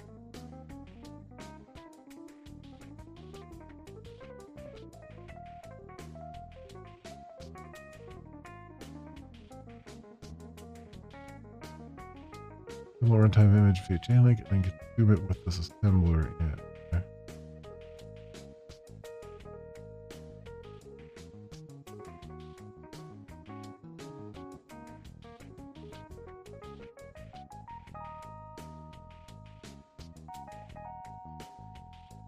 Use the JDK's Maven plugin or the Gradle plugin to download JDK.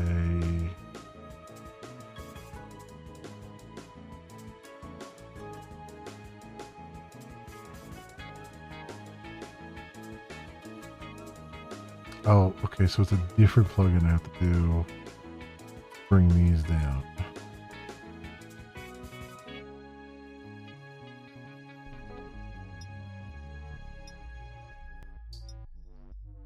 Yeah, that's fair. That's fair. Makes sense too because you would only want to run this. Only really need to run this once. And that's only if it doesn't exist. Say. Although the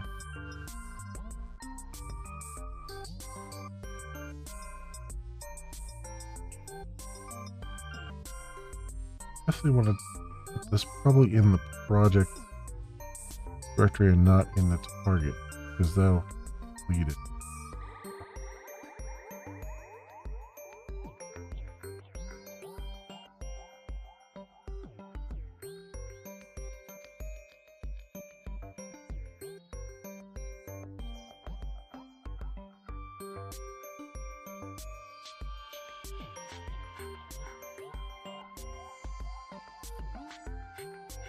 Even plug in. Okay. I gotta actually paste the checksum in there and stuff. Okay.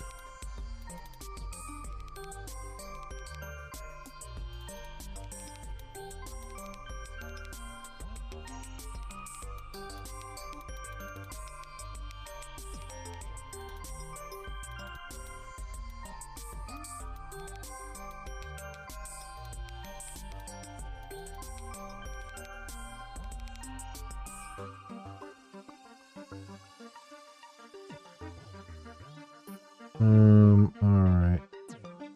So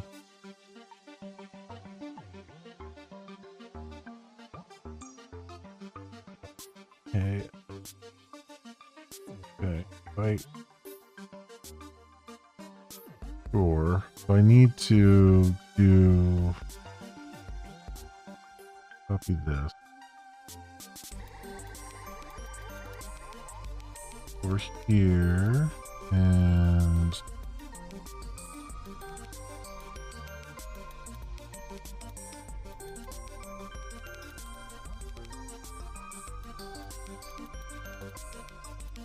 JK's Maven plugin.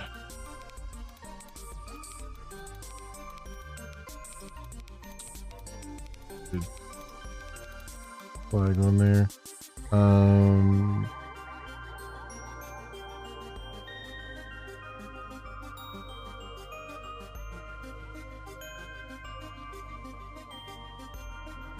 I have the configuration and the packages.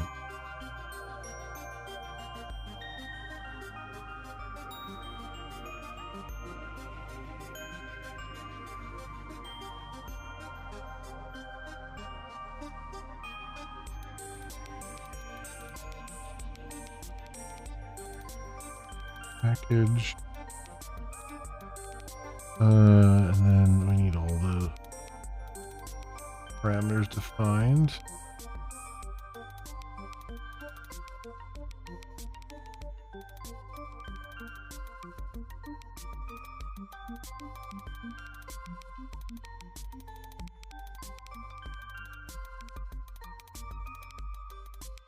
So what do we have here? Name, version,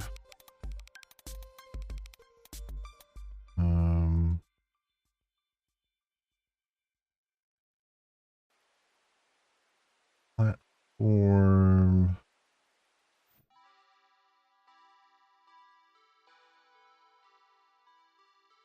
version.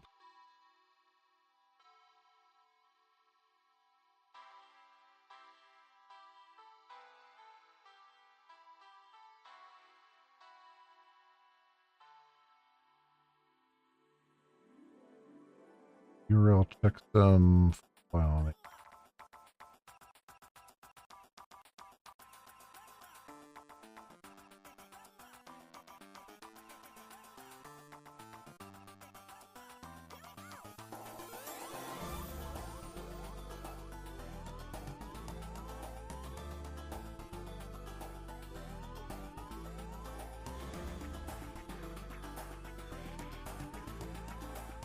URL on it.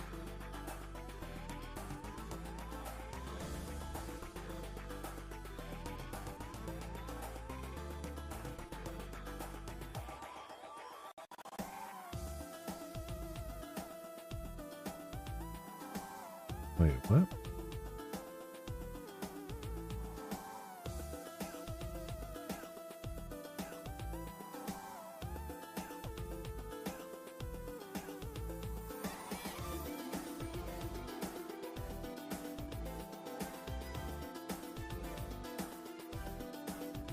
Well, this is GDKs.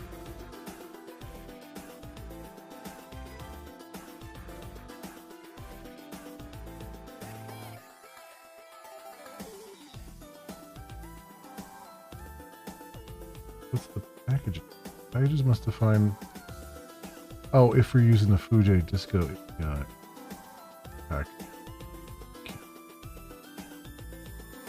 Name, version, platform, distribution,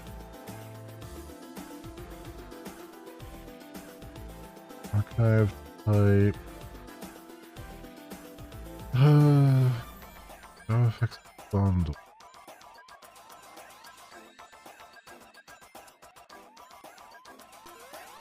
Number of matching packages.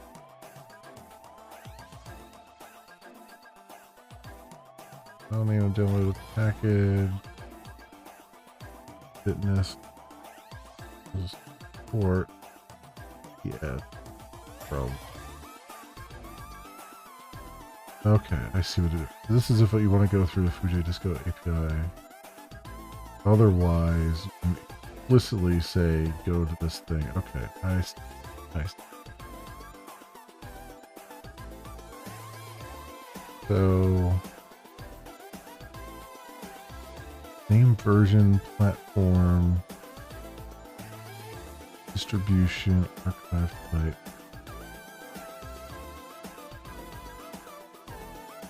Distribution, archive type, libc type, JavaFX bundled.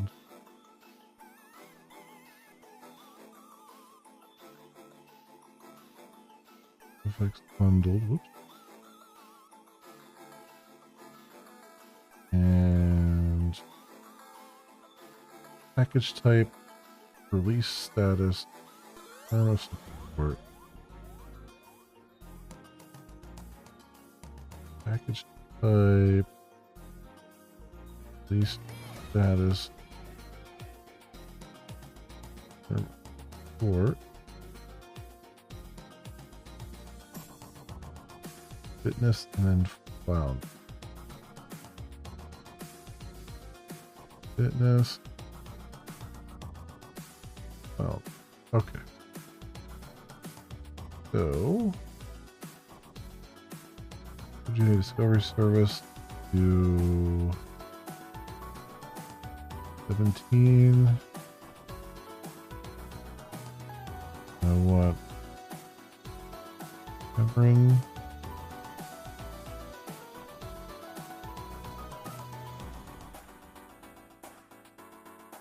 And I want 4. Zip is fine.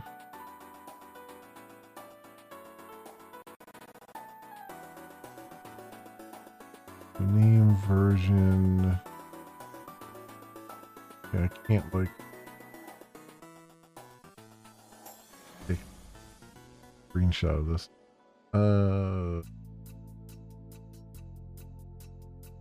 I do.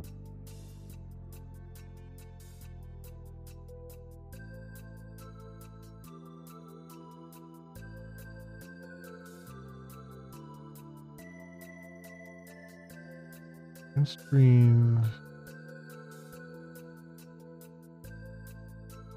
I take like a. I know print screen works. I take a. I do like a Windows Shift S. Get a section. Region. Use a start. I don't want that. Screenshot region. Asthma.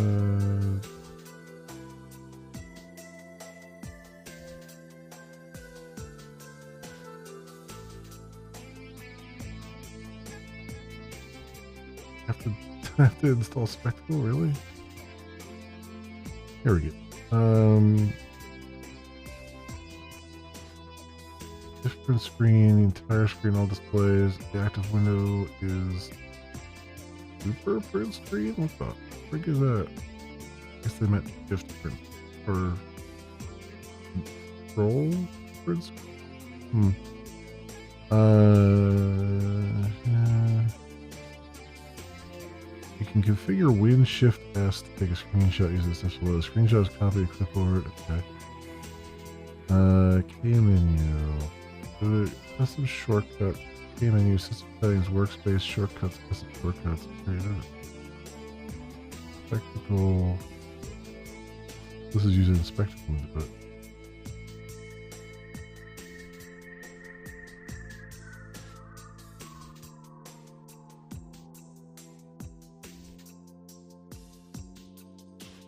Yes.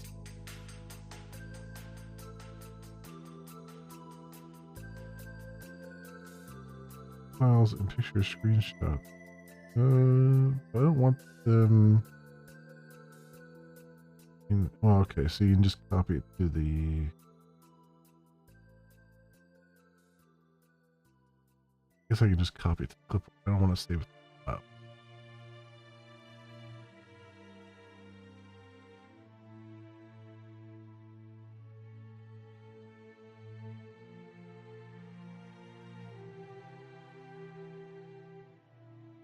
Have Spectacle here? Oh, I do have Spectacle already. So that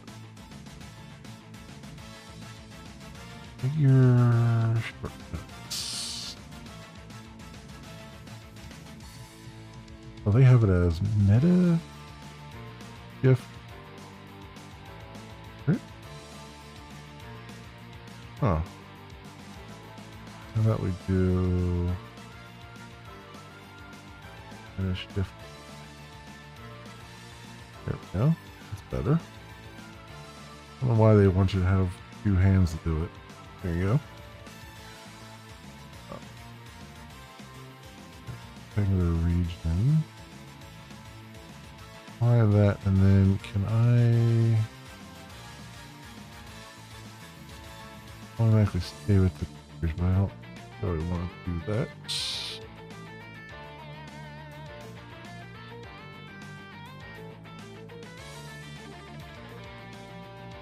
Do not taking a screenshot. Do not copy anything. Copy image to. Okay.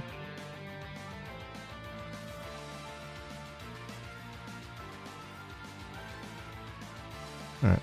That will work, I guess. So here and I guess saving to clipboard doesn't help.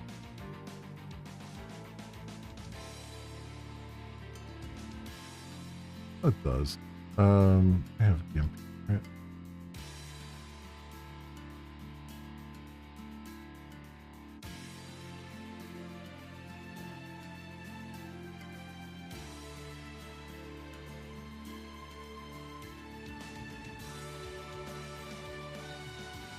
Wait, doesn't KDE have like a simple like paint program? Paint something. All I really want to do is just view the damn image. I don't want to have to save it anywhere. I just want to paste it into like a paint program.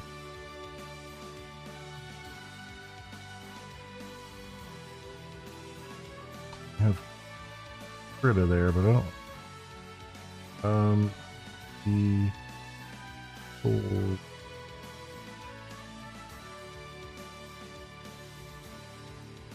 Oh, here we go. Mirrors the functionality of classic Microsoft Paint. Color paint.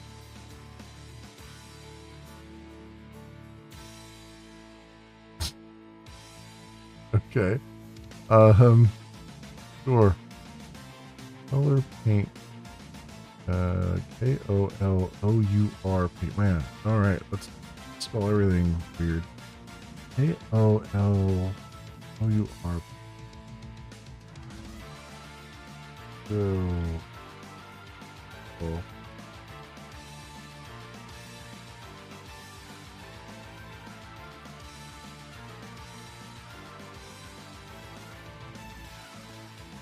Okay. So, color paint. Let's see. I mean, this is basically all I need for just being able to see the thing. I just paste all I really want. Sometimes it's all you really want. Have it be convenient. All right, go this. And that.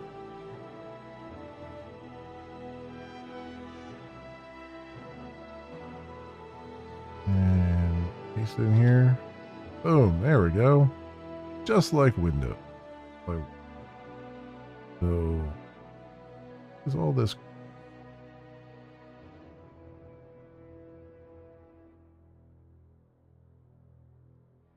Oh, it's upside down. Why would I, why would anybody want that? Okay. Now, all that just because this thing flaps on its own. Can I set this as above others there? Cool.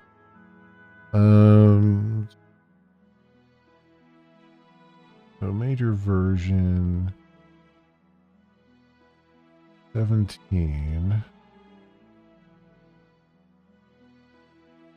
Platform. Or wait, do I need the whole? I guess I need the whole version. 17. Oh.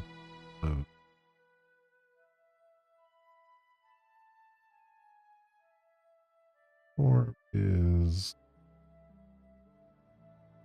I'll have to get up. Distribution. Emerald. M-U-R-N.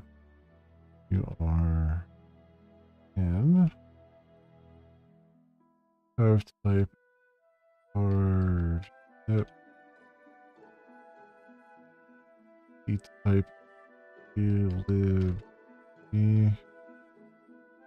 FX bundled. False. Page type. Type again.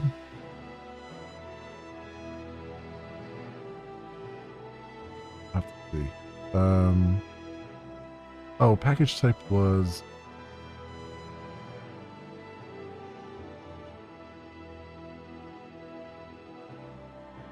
a form is if a normalized value is used by OS Maven plugin, you may use the main platform value or append it. The platform is Linux.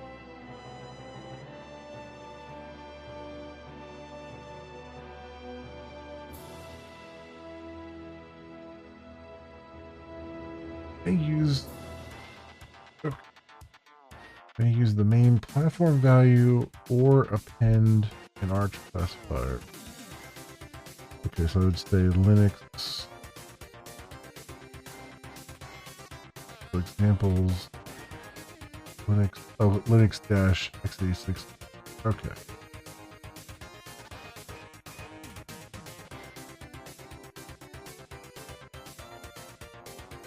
Dash x86 4, and that is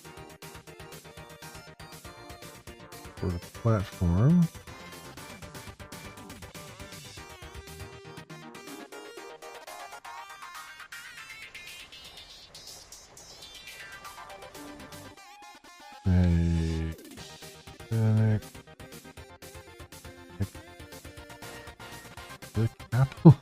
The capital X.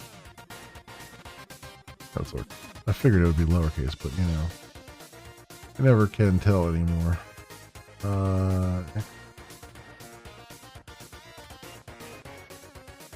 No. What is JDK or Jerry? That's what I thought. JDK release status would be general availability, so GA, and term of support would be L. So JDK, GA, A, GA, L. This 4. Alright, and then file name of the downloaded package. File name would be yes,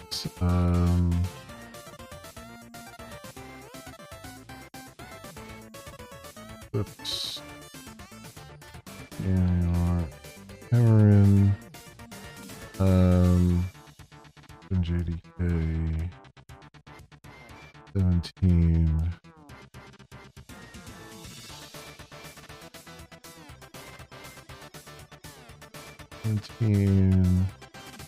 Oh, 11.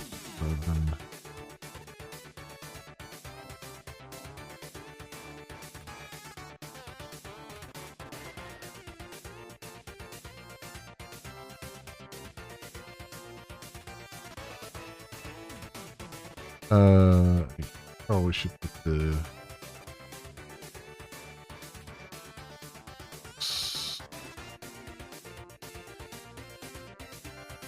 this right now.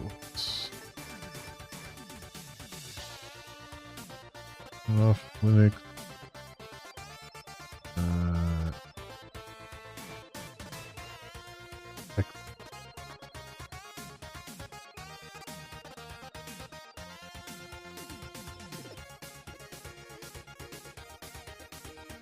There we go.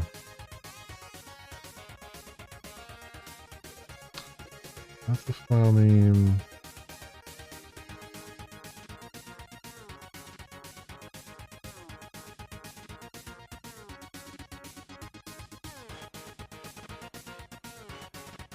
User defined name must be okay. So name is just Linux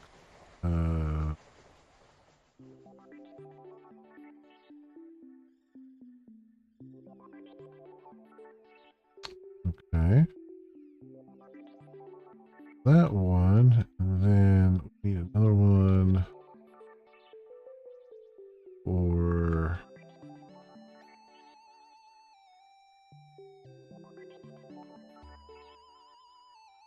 you know what, I'm just gonna call it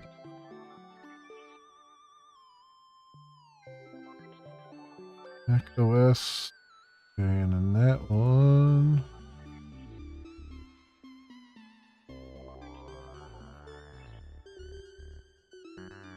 $17. We're in Mac OS.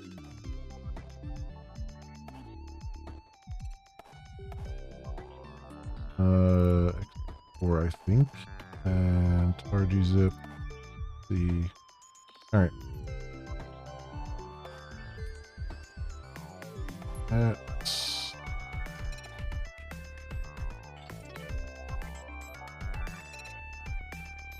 Okay. And here. Nice. Do what I'm doing. I mean, most of it stays the same.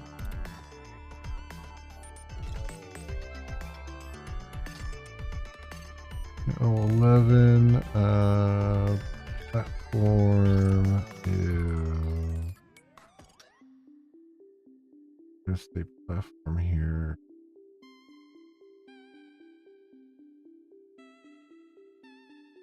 Platform would be OS.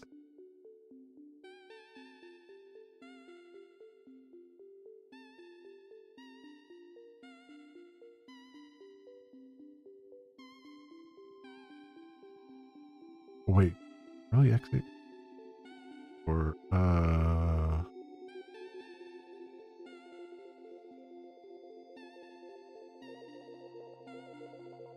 I do PowerPC 6.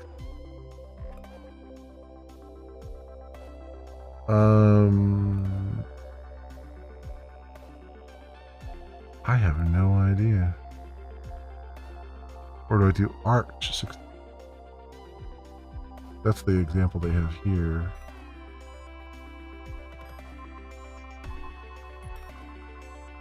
I guess this will do Arch.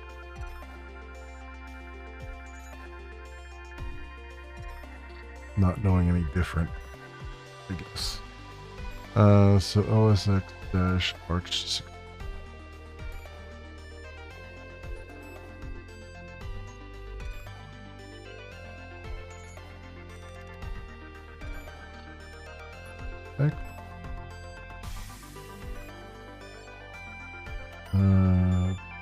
RGZip, and this is just.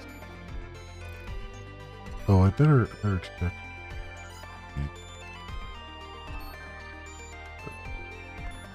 In Xamarin Mac OS Arch 64. They only had x64 and Arch 64. Okay, so that solves that, I guess. That is still libc. That's just libc and not GNU lib. And the rest should stay relatively the same.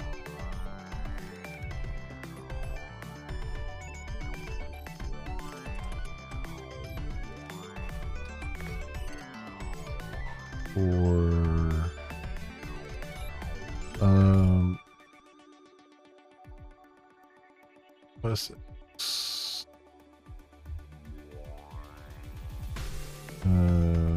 OS X.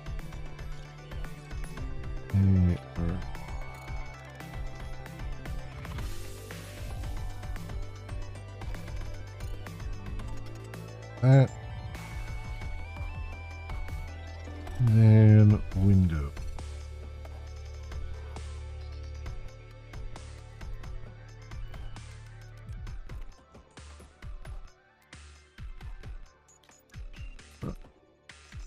That one.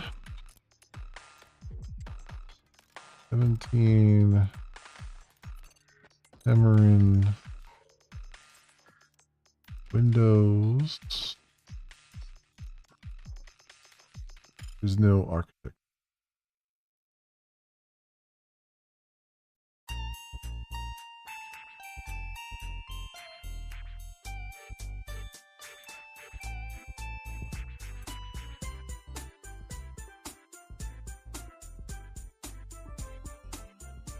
A little bit concerned about that.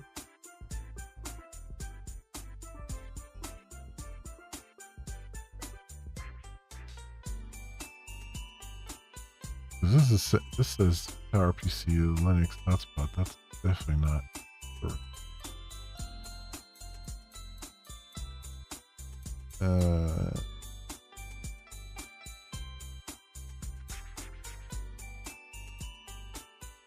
Type standard.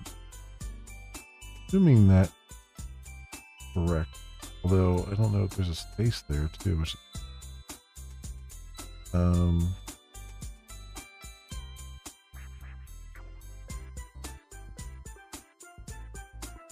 Windows. Actually, don't even specify. They should, because they're, unless there's only one for Windows. Oops. Sorry. At least. The hell? Why are you in silent?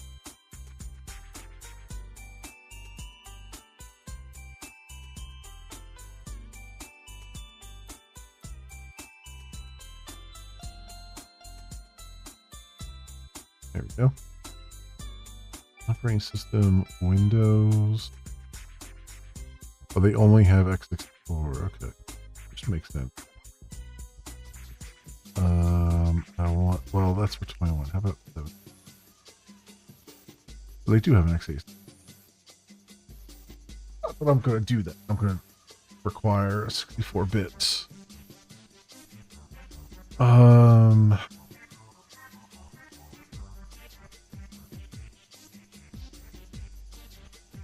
17011.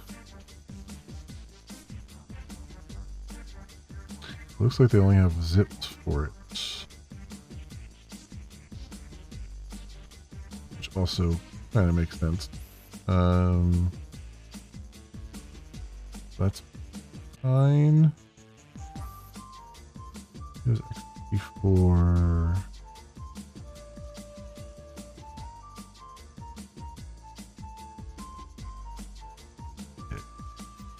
PK.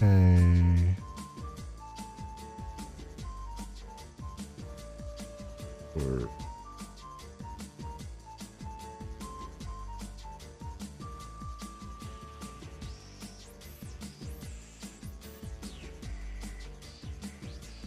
oh, 11. Okay. See if I can get it from this. So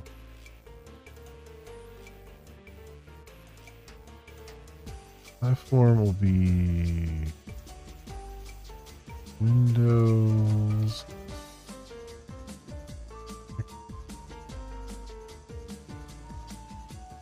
X 4.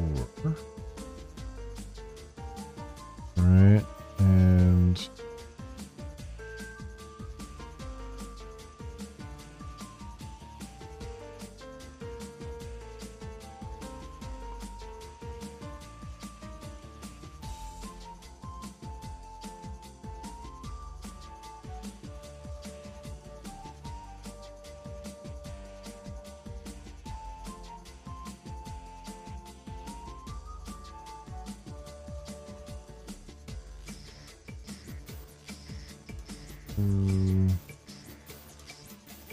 is yeah, basics underscore.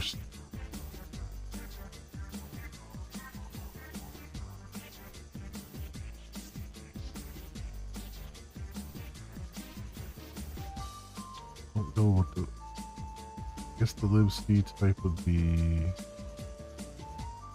Oh, here we go. One of C standard lib, libc, C, and there we go. Answer that question. JDK, GA, LPS, or archive type.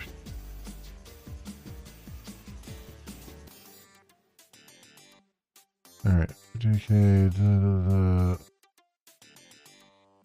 window.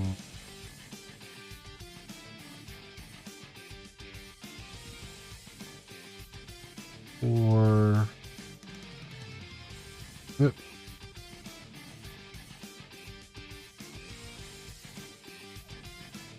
Okay. Okay, we have those.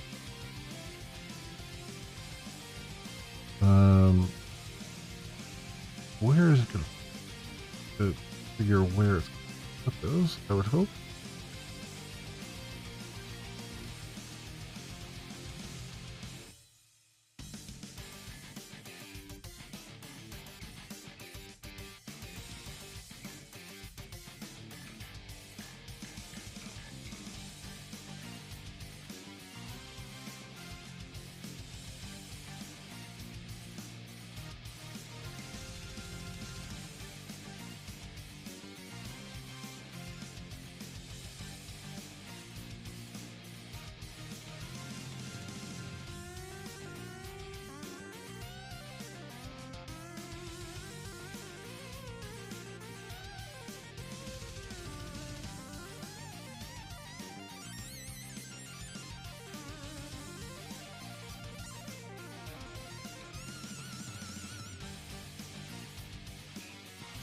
Um,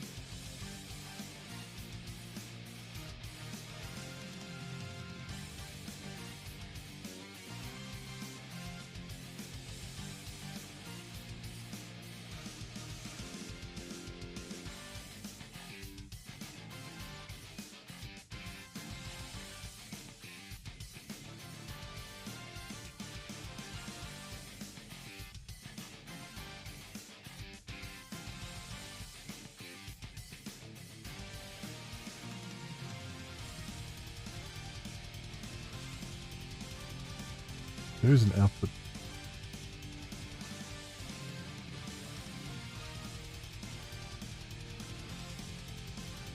Under setup.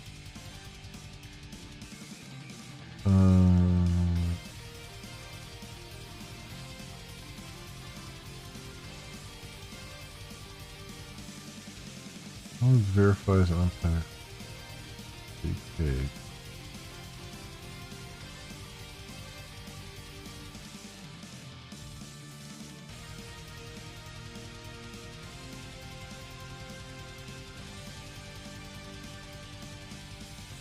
Project build directory JDKs as default. Yeah, I don't want that because it's going to delete them every time you do a clean. Don't want that. Once it's down, it's down. You don't need to re-download it. But can I set the output directory here somewhere?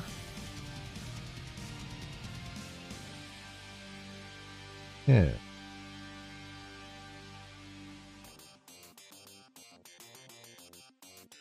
Go output directory.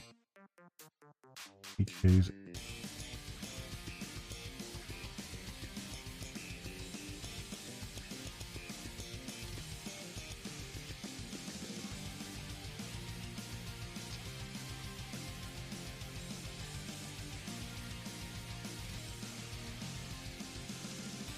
User property JDK's output direct.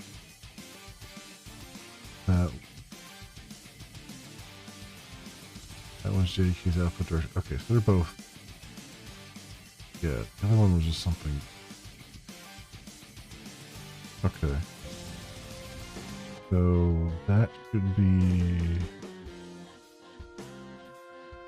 project base directory JDK.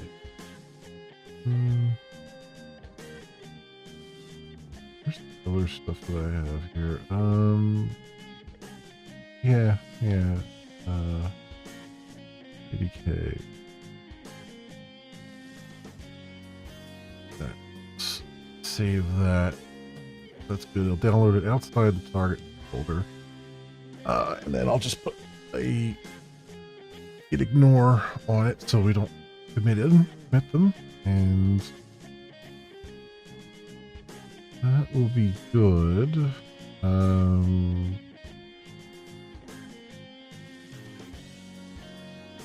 The thing is, I have a module, right? So the other thing I wanted to figure out how to set up. I'm gonna come out this plugin right now.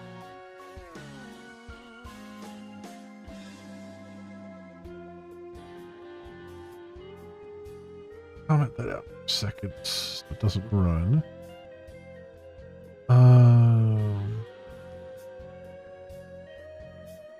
Comment the PK's Maven plugin. Brought it in twice. Weird. Okay. Or brought in the wrong one last time or something. I don't know. Whatever. Yeah, there's a different plugin for the other one, right? I just want to see. Let me see if this run and downloads some things. And go run as Maven verify.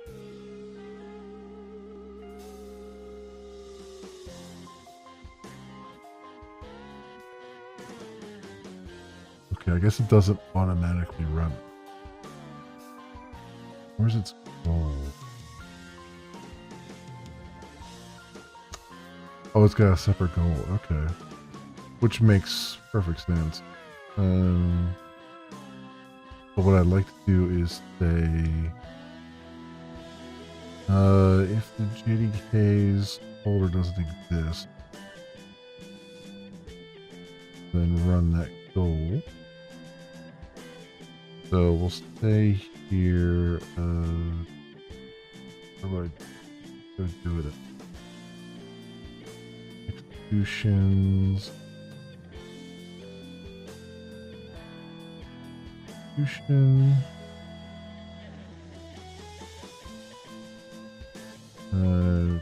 Goal would be what? Set up JDKs.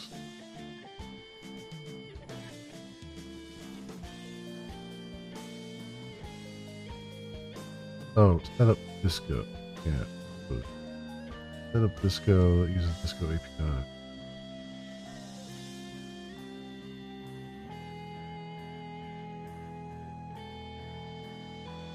Okay.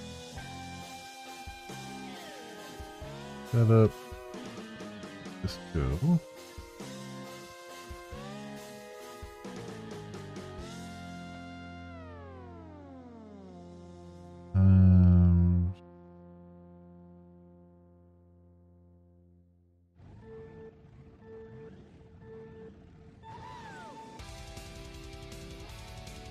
I don't know what phase to bind it.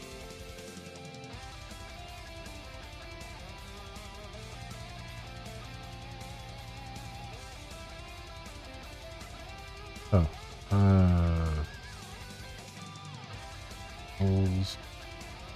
Goal. I was wondering why it didn't give me the actual goal listed there. And isn't there a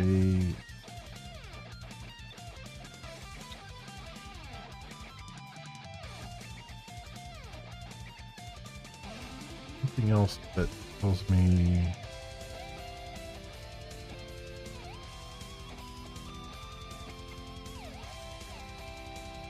phase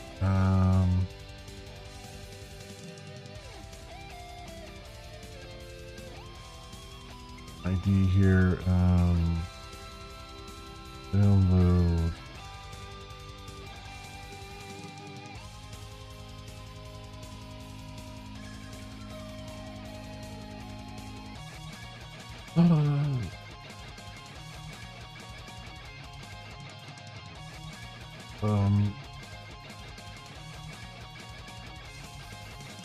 I'll look it up now.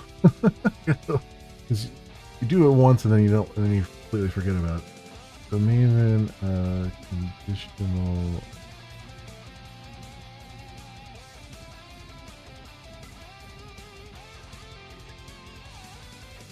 Um,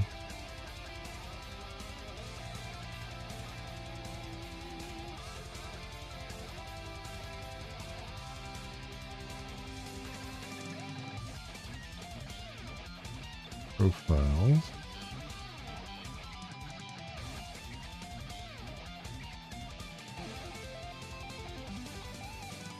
Profile, yeah, okay. So under profiles,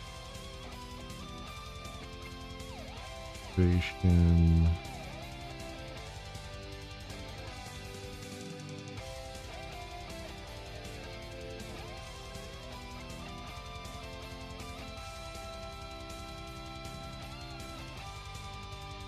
Okay, and then where's the plug?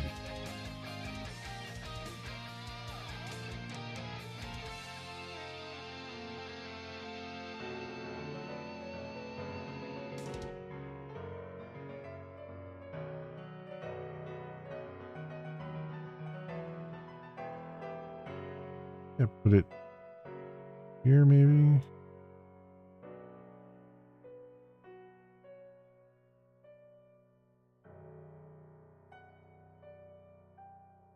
No.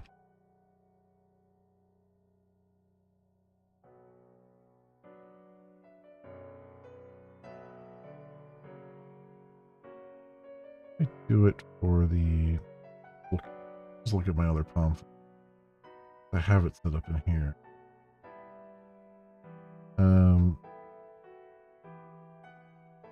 There's the profile activation starts already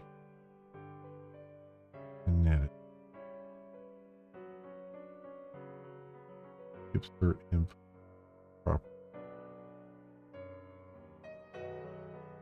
profile. Oh, that's right. Click the plugins under the profile.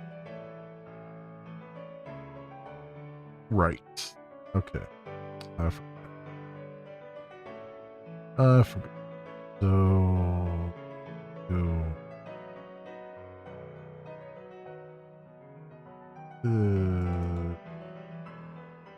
We're outside. Yeah. We're outside. Okay. Profiles.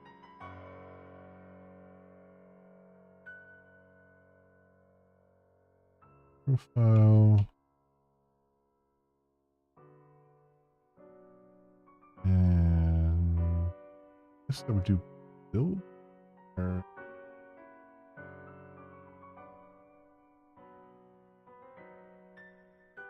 yeah, build and then plugins. Right. It's just basically a wrapper around. Have.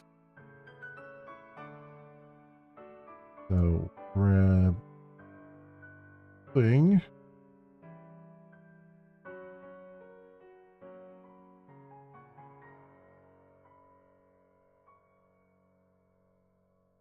There and files build plugins.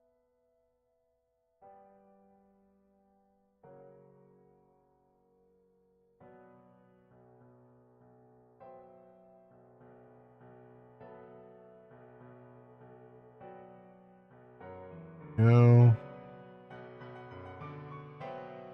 Okay. Save that. Oh.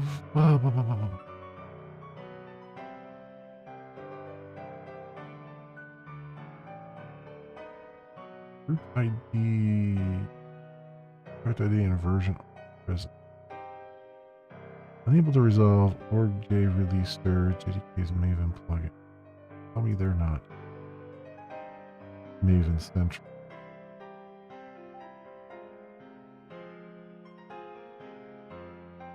Oh, why worry about it? Do oh, activation. Active by default. False.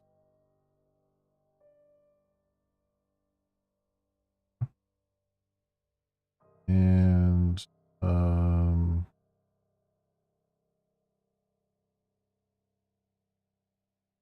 File.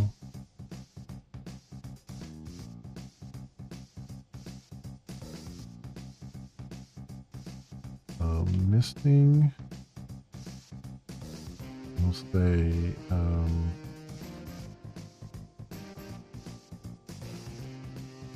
project directory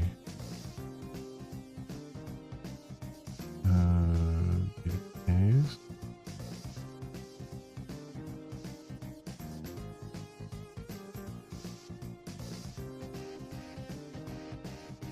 Will this work for a directory?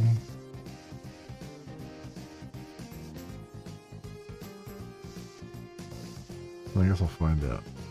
I guess there's one way to find out. Right.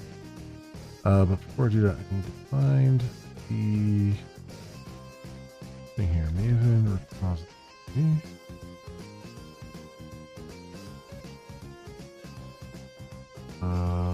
Org a releaser.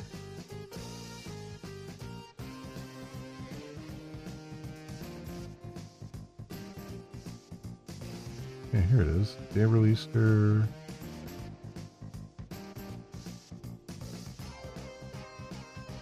What the? What is it? PK's Maven plugin or a release.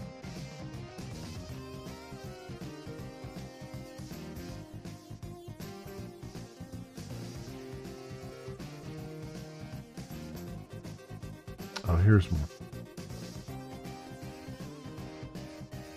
I got so many things here. Got 80K Maven.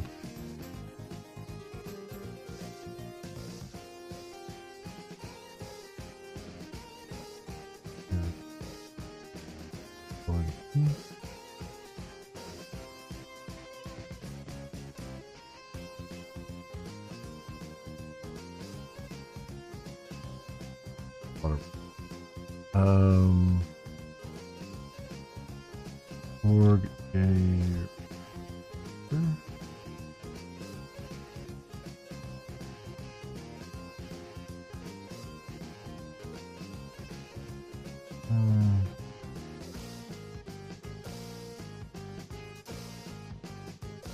newest. Oh man, they're doing like a blue sky 80K and everything. Search under. Here we go. They released here, and then PK's Maven.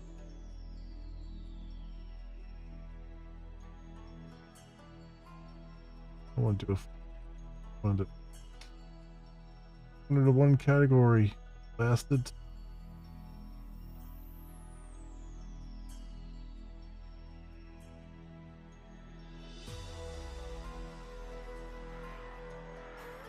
One result. Easy.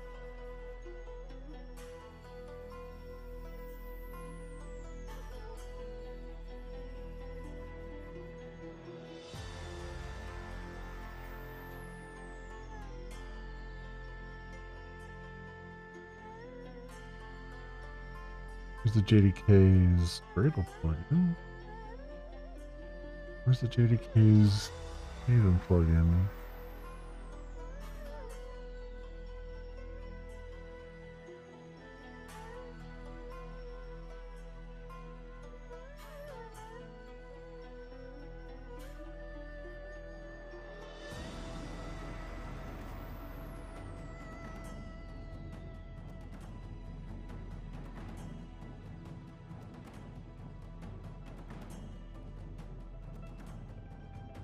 Force, Discord. Oh, these are all like integrations. Crap.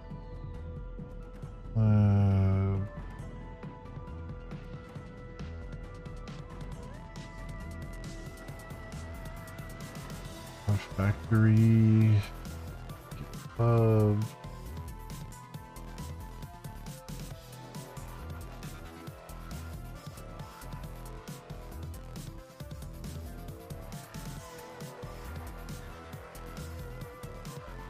We've got J Releaser Maven plugin. Oh, here's JDK's Maven. Like, why is that?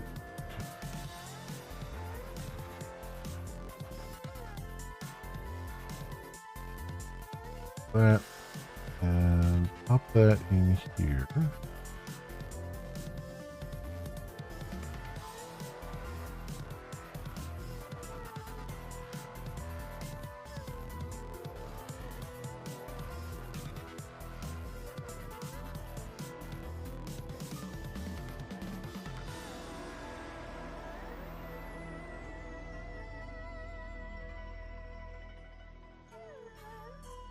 I think you can't find it.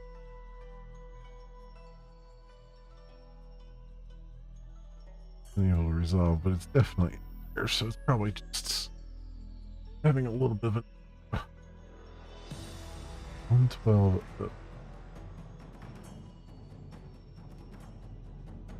In fact, you know what? We'll do Maven projects. Finds it. Maybe.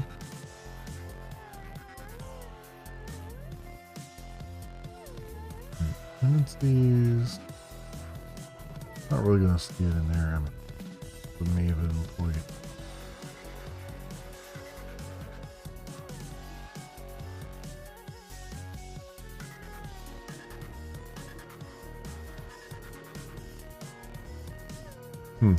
I mean, I've copy pasted, so it ought to be there, hopefully.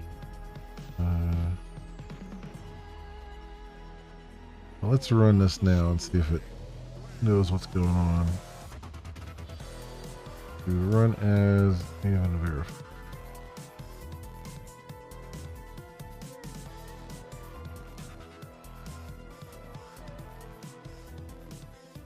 Don't interpolate file location. Oh, use base directory.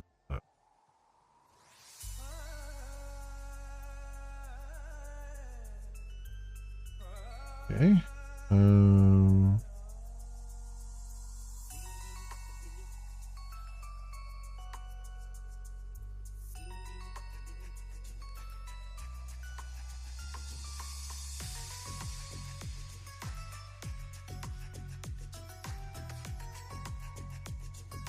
Definitely not. Yeah.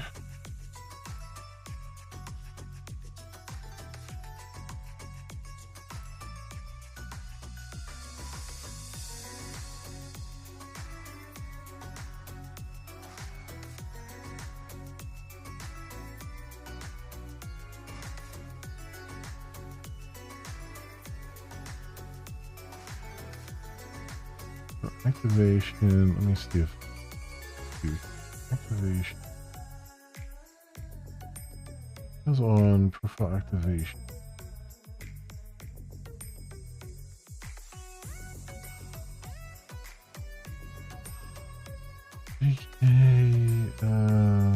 OS property.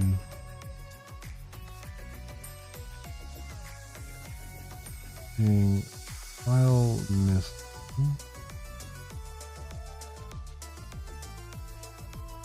Range file is missing.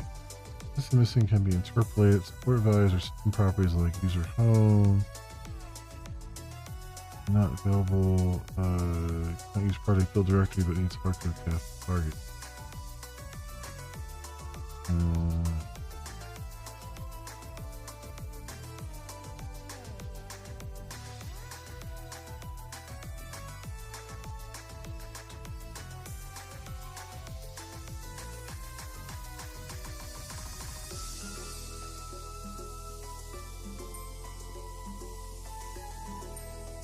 Well, here's the profile when generate file is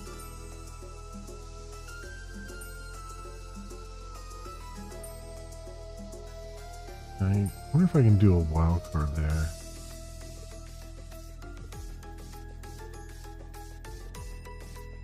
Then activate activation. Right. There we go.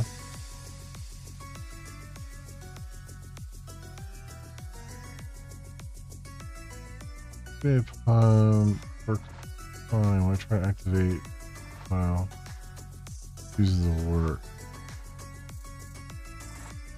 All cards are not supported in file activation. How long ago was it? 10 years ago? 05 source code. Bunch of properties.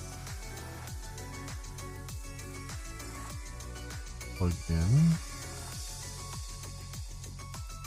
Types, most calling put resource files in the root folder. Works on directories, at least Maven 305. Okay. Maybe I have to put that trailing slash on it, maybe, so it knows it's a directory. Potentially.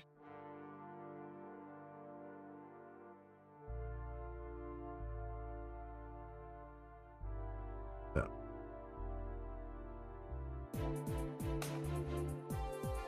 It might also be that I need to actually attach it to a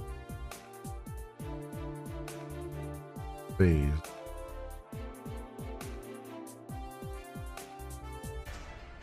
Yeah, I think I have to attach it to a phase. But I guess it doesn't have one by default. And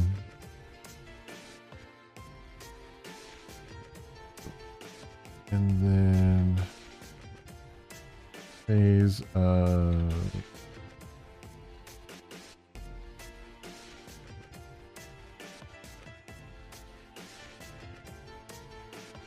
verify.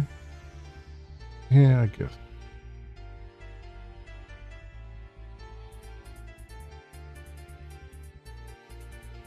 Oh, here it goes. Yep, I had to attach it to a phase.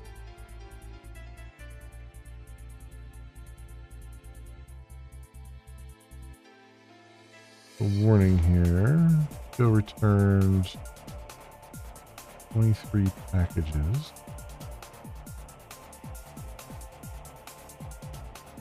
Got exception. Name Mac OS version that Cameron. Got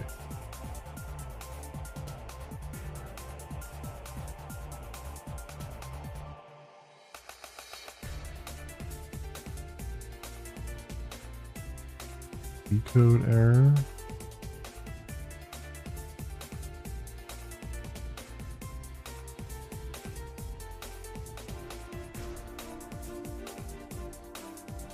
What's the actual and decode?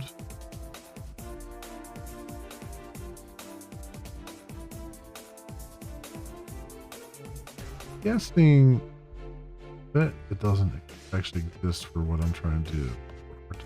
What's the... I can look over on the thing here. Mac OS. Oh, there is an ART64. And there is a tar gzip for the JDK.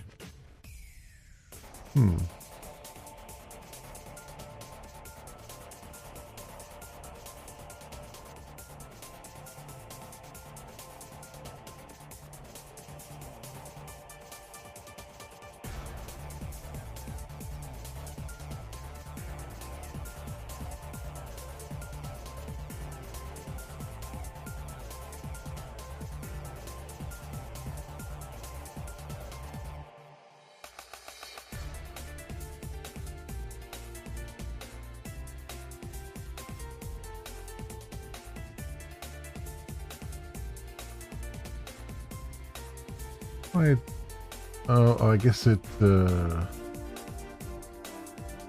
did download this, and then I think it must have extracted.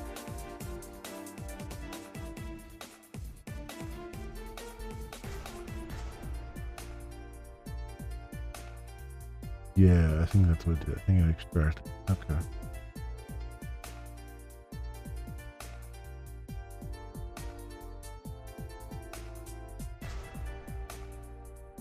Is fine there.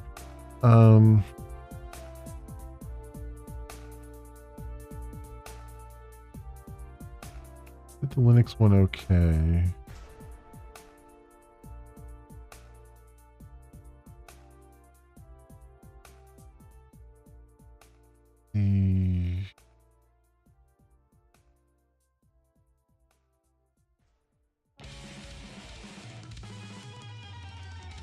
I wonder what. Maybe they changed something with.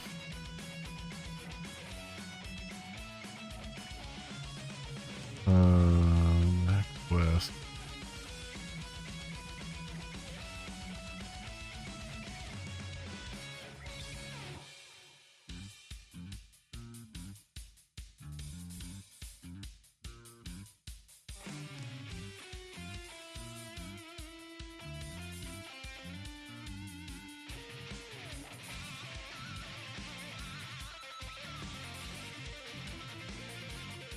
Distribution stands for name of distribution. Okay.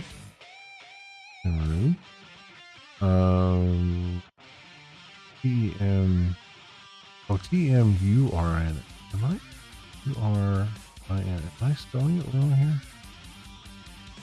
Oh, I am. Oh, no wonder it's all freaked out here. Although it figured it out, though, which is hilarious. TMUR. I don't know if it accepts the capital letter. TMURIN. That's what's going on here.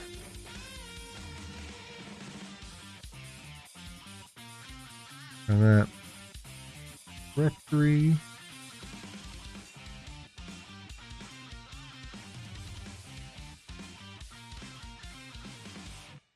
All right, try this again. Let me start again.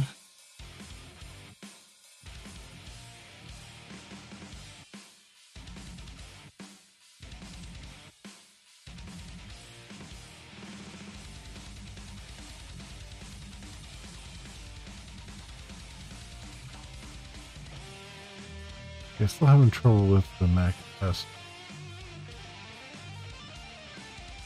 See what it did over here though. Oh yeah, okay, now it's different now. So definitely extracted that one now. It for some reason went and looked up the Zulu thing, which was, I guess it couldn't find the distribution correctly.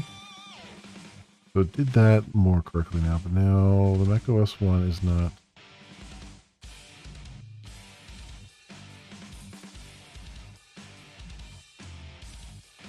really working.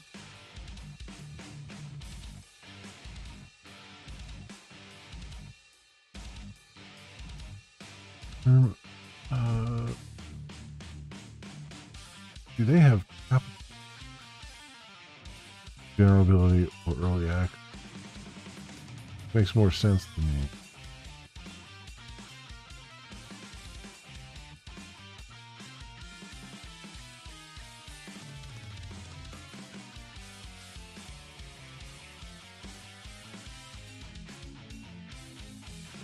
Now the version is a full version without the trailing 0, which that includes EA for early access.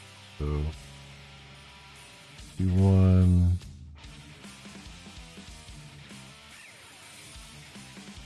version status LTS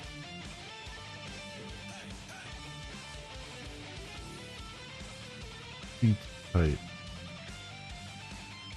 standard library KJRE 64.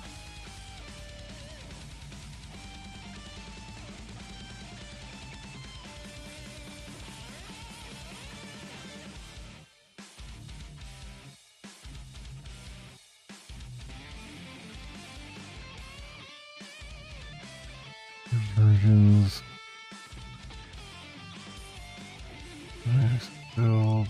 Contributions.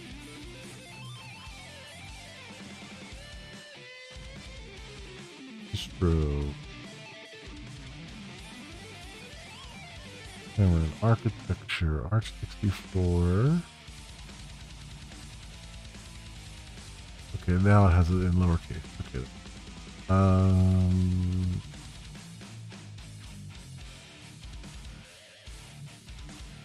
Archzip. Okay. Mac OS. Oh, it's Mac OS, not OS. They had documentation wrong on the other Mac.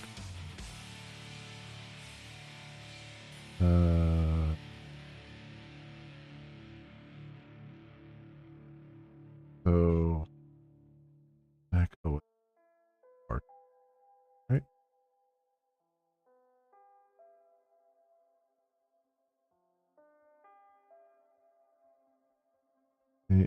Arch 64 and then distro.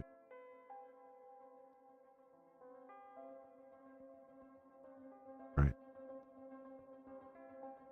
So operating Mac.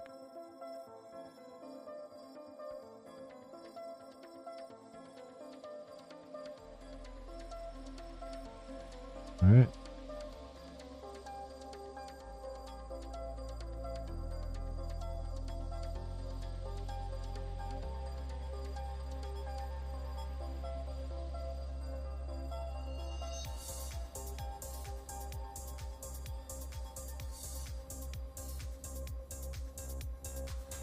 Well, we'll see if that.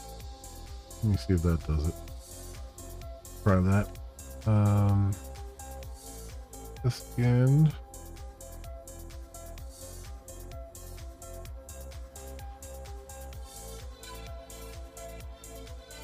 Verify.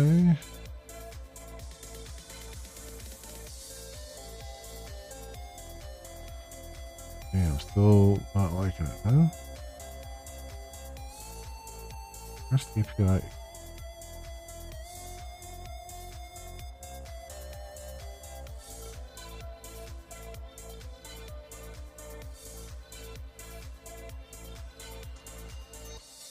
Pick all the other things here. libc type. It's just libc. Fitness. Yes. Type K.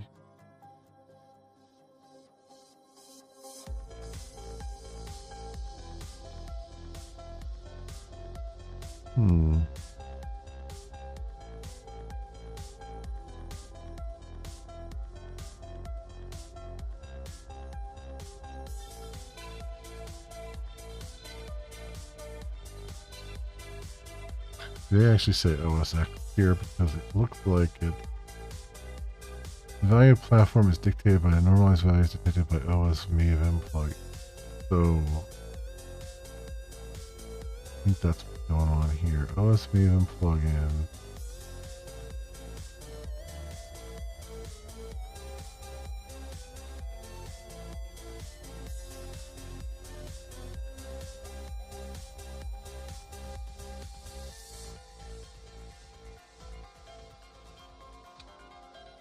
OS data name is set to one of the following values based on the lowercase value of the OS name JavaScript property.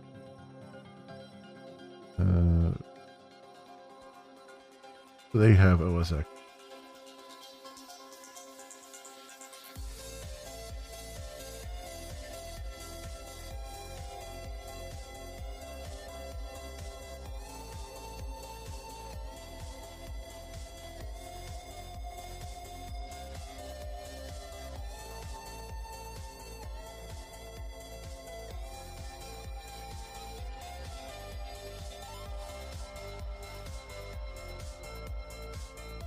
So, OS X, but looked like it was sending it as a.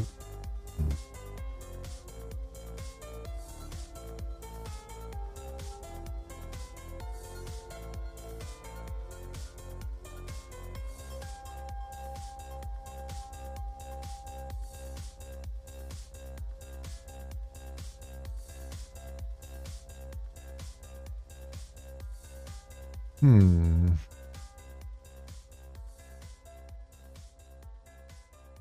I don't know why it's giving a...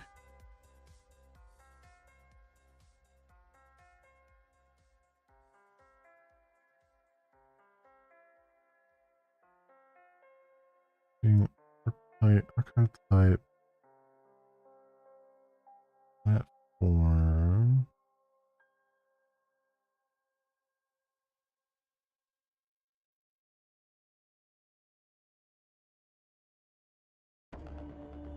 Okay.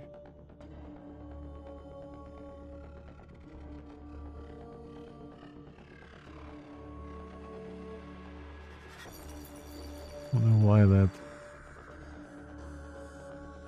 having an issue. It would tell me a little bit more here. I'll have to run it with the... Wait, okay. Not resolve.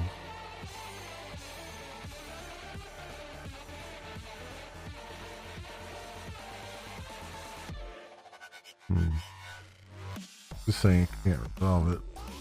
Means that I guess the API didn't bring anything back.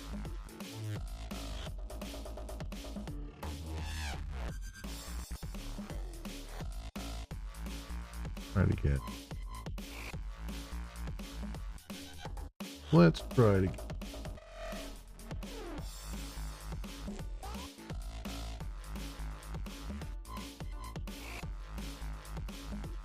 Not resolve name. Post.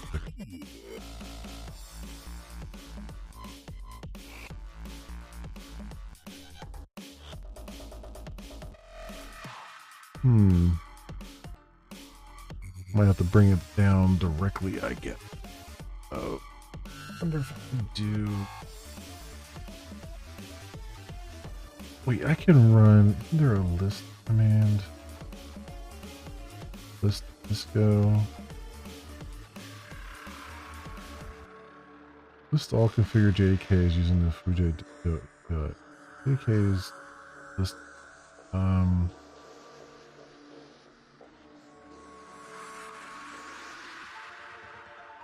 Even JDKs list...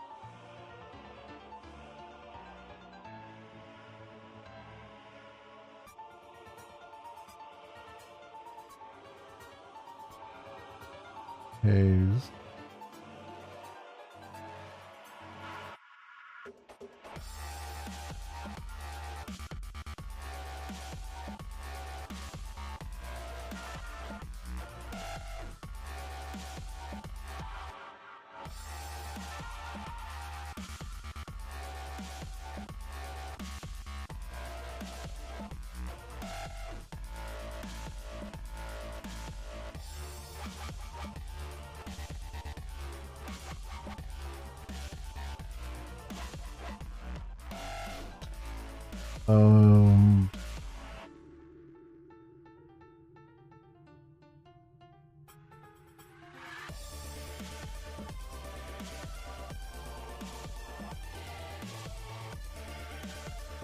I have to activate that profile.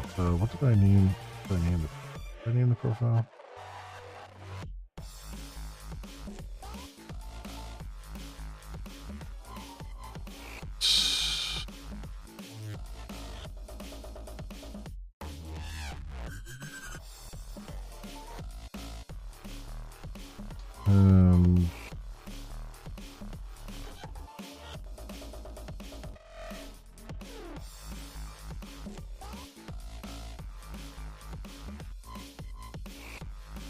Profile, and then I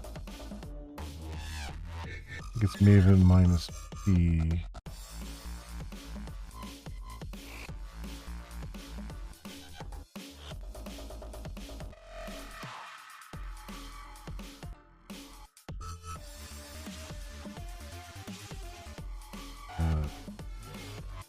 Okay.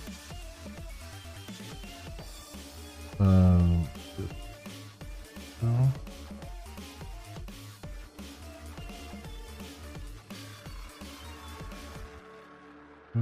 Okay, so it's trying to list it.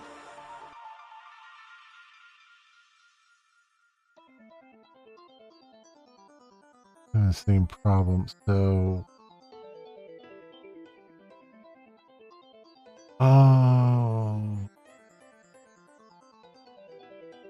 let's put first of all the Mac one last.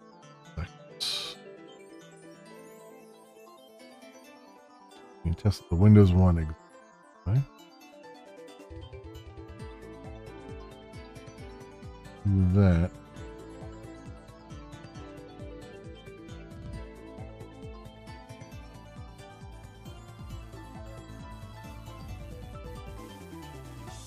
The Windows one doesn't exist either.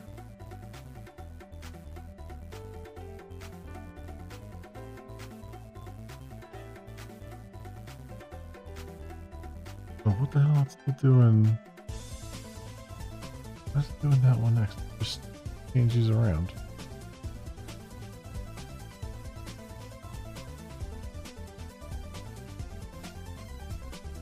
Trying the Windows one. Why is it still trying the Mac?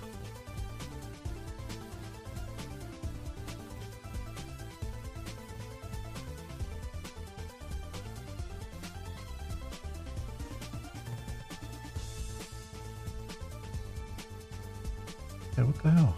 So it's doing. I said it's still going out for the Mac. I clearly just changed it.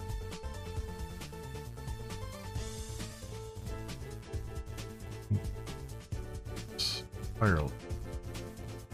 Try it.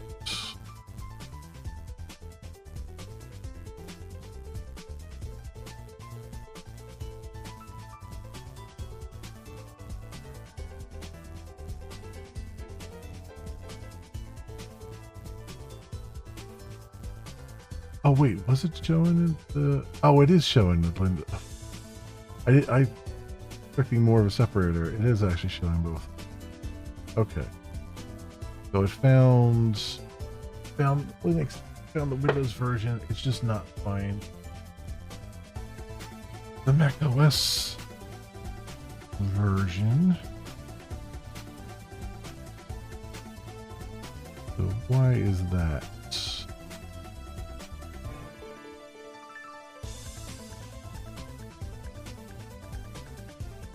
I should be able to hit this API on my own, right? Where's the...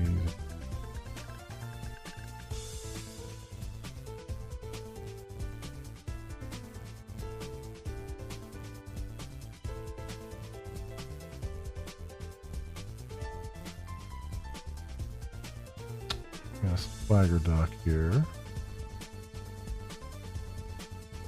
There we go. I can just use the Swagger thing to do it. I'm looking for...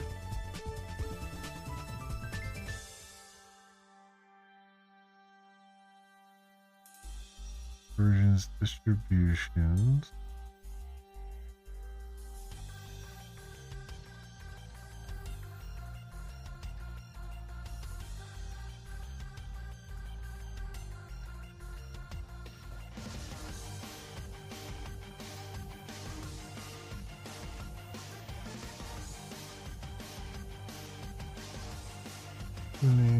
Give a distribution.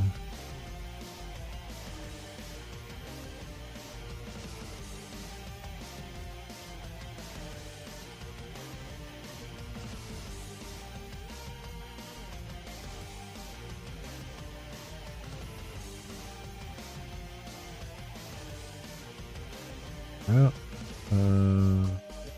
Go on here. What can I change? Your name.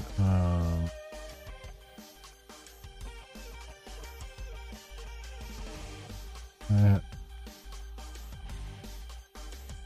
through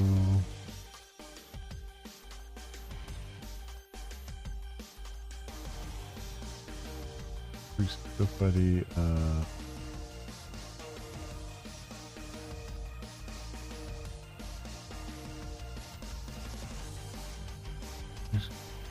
Version. I don't know which one it's actually, or which API it's actually using.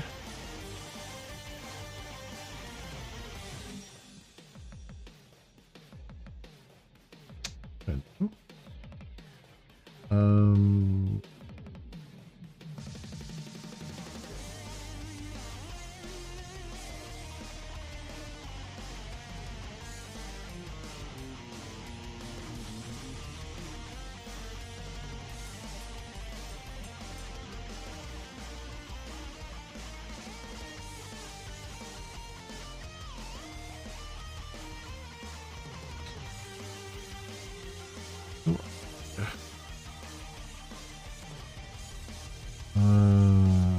have to, let's do my, that's something, right?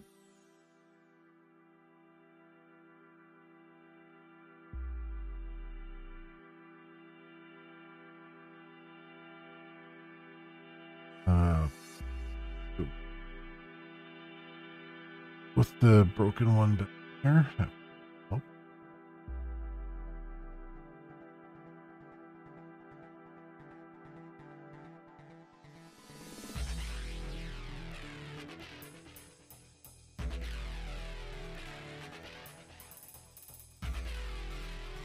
Okay, what is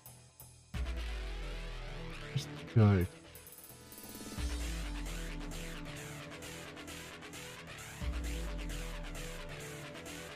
Not resolve.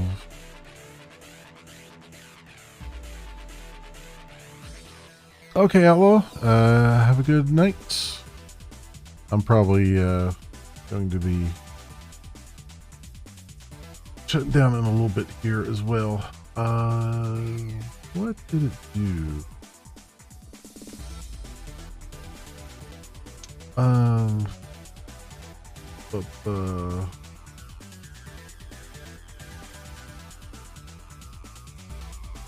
Why doesn't it tell me what it's trying to do? Or what URL it's trying to, what API is trying to. Yes. I mean, maybe there's not an LTS version. OSX? OSX?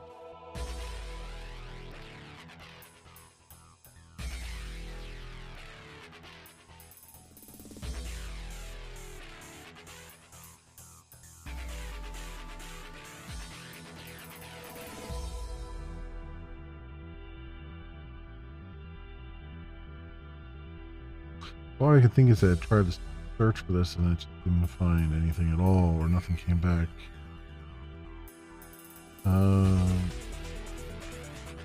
So what do they have?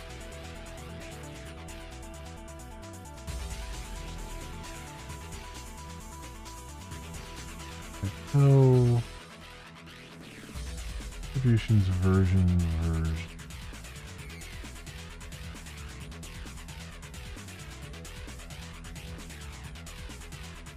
Yeah.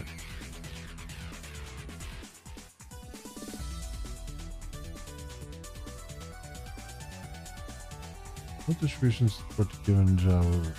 That's good. Distributions. Information.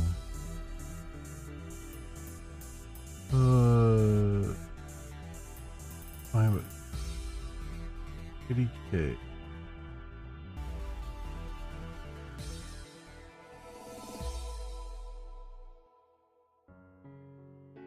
I want 17. Oh.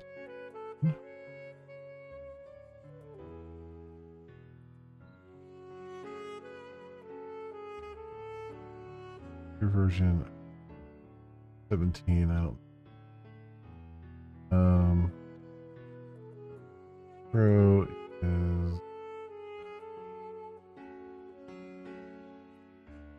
Emerin.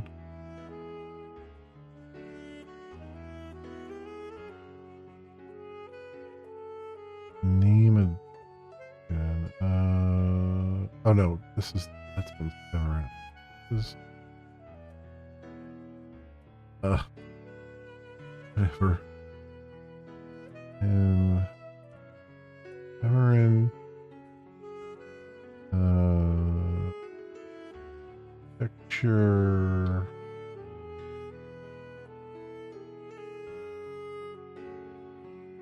Do a first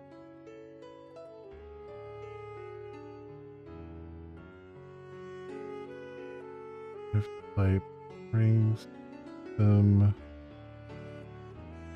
next.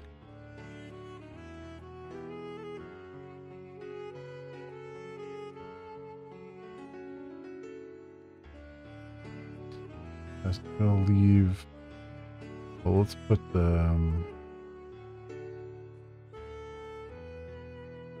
I'll leave the rest alone.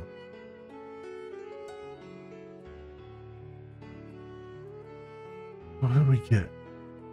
Air type EKG. RG zip. Yay. PS. Mac OS brings them. libc RC4 80K. But found it.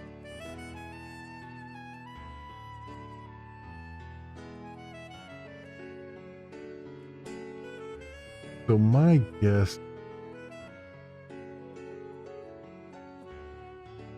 it's not translating OS X to Mac OS. Tries to do that API.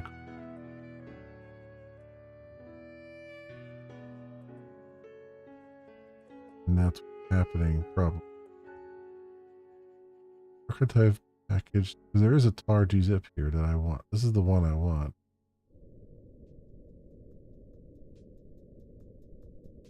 General availability, long-term support, JDK version 17,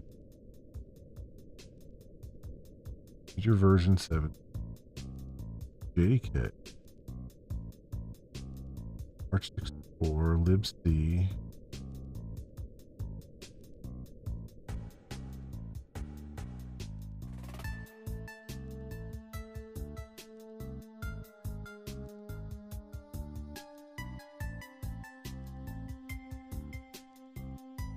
What happens if this goes in as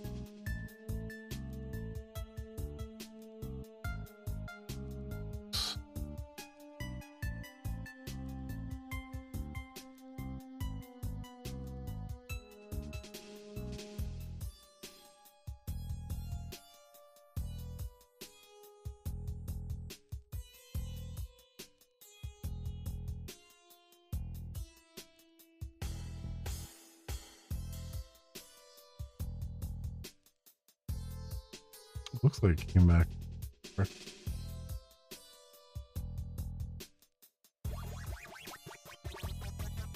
Even with OS X there, that's correct.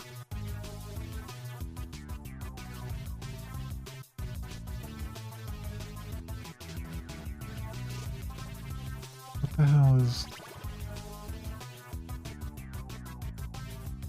hell is throwing it off?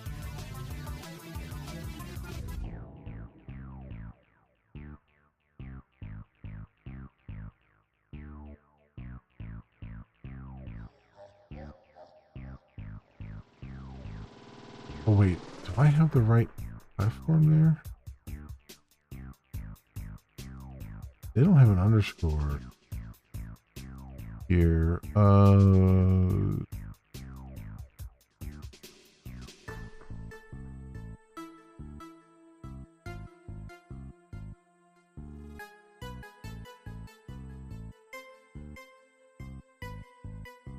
There is an underscore there, which is the one that translates to OS Maven plugin, which do I have that one?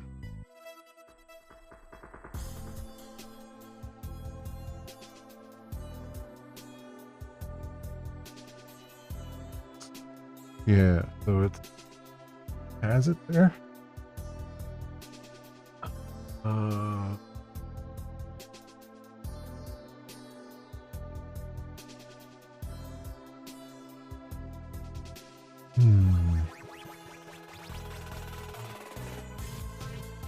Be like either one of those causing it.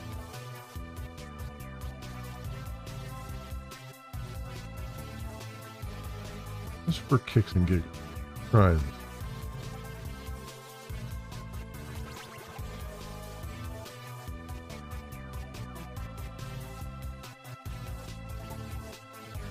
It's deep, is what happens. Okay, interesting.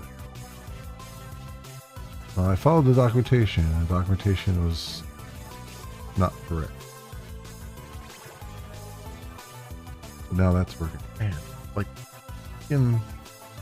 finding a damn freaking needle in a haystack, man. I'm debugging their documentation.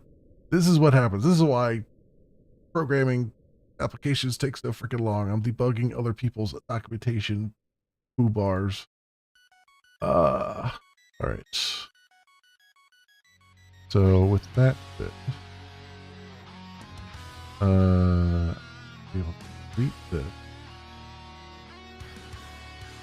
like so. Do this, and if I run, verify. This should now download all 3 JDKs for the 3 platforms correctly and extract them theoretically.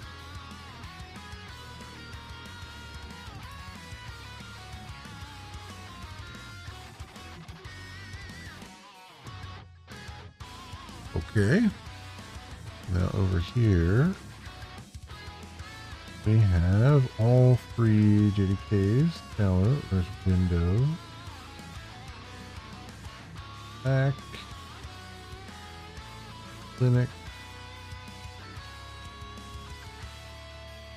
There's all the JMods, which is really the important thing. Nonsense. Yeah, it's definitely a Mac OS nonsense.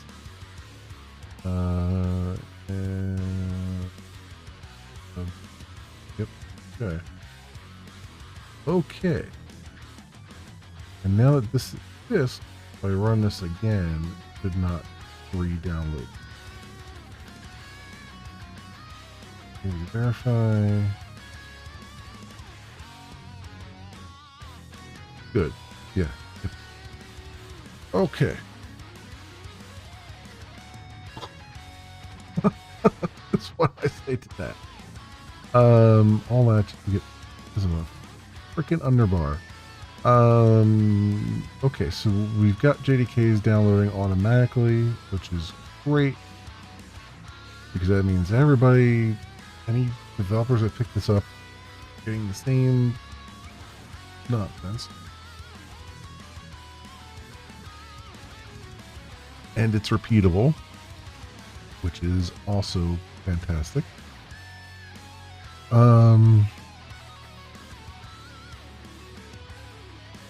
Good. And then I still need to put this YAML file together. But now that I've got JDK stuff, so what we'll do here is we'll do JLink, create the image, and then JPackage will pull the JDKs in that we've downloaded over here for the various platforms, and then build the appropriate stuff, which at this point is just a Hello World program, which in theory means that I'll be able to pull an MSI file over to my Windows machine, run that, it'll install itself, and then I'll be able to run Hello World from the command line.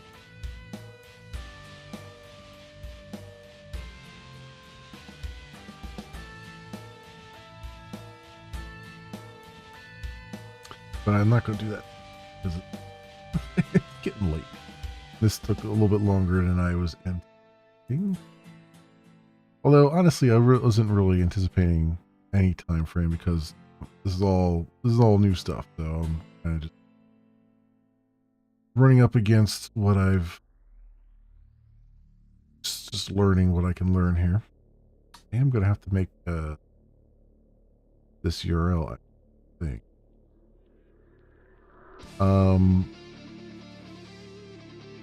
That's the other thing I want to do too. I want to get the beginnings of the GitHub pages loaded. Like I just want a coming soon page right now. And then I can redirect my redirector, my really Death TV to that page, which will be good. But that way I have a central spot everybody goes to, and then if I ever change, whatever web hosted or whatever, I just have to change the one link and not anything else. Or I change the link underneath everybody and they don't have to change their link. So all that. Anyway.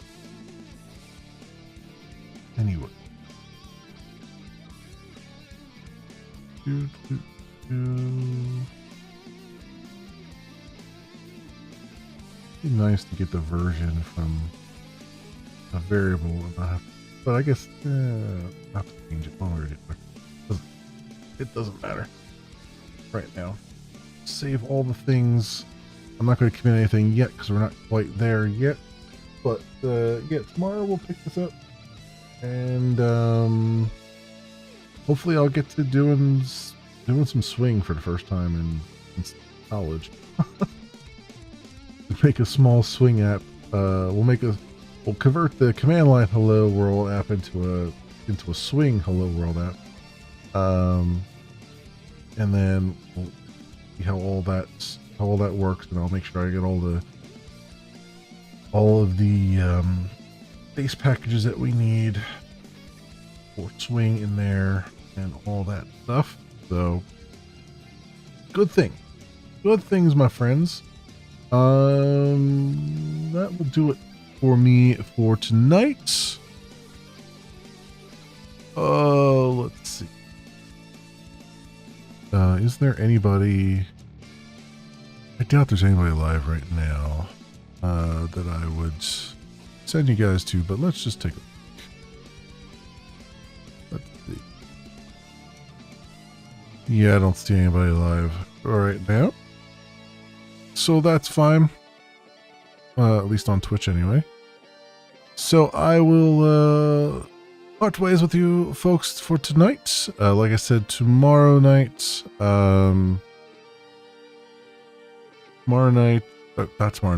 tomorrow afternoon, late afternoon, as usual, doing some more coding for several hours, doing more of this, really.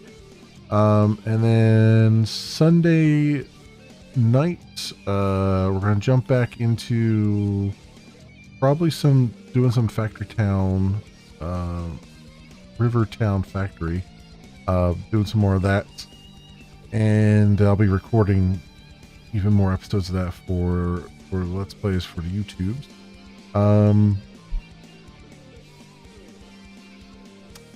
And then next week, so probably going to be a normal schedule at nighttime, where we do coding and stuff. Except Monday. Monday I might play a game at nighttime, because I think what I'm going to do, I'm not quite sure yet, but I think I might stream in the morning for a couple hours. Because I'll be up anyway. I might stream in the morning for a couple hours, some coding every day.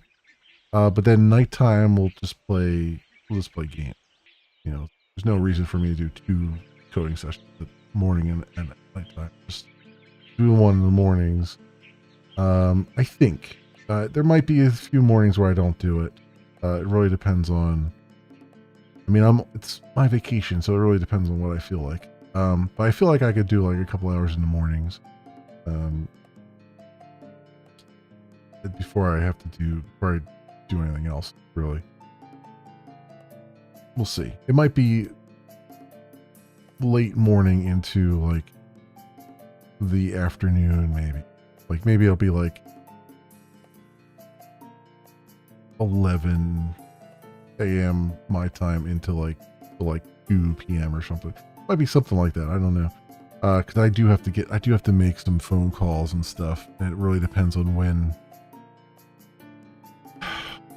various doctor's offices and stuff are open. Because they don't tend. Sometimes they work 9 a.m. Sometimes they don't. It depends. But we'll see. Anyway, my friends, that is it for me for tonight. Thank you so much, everyone, for watching. I hope everyone has an excellent morning, afternoon, or evening, depending on what it is for you, and hope to see you back here again in the future for some more stuff, whatever happens to suit your fancy. Until then, goodbye.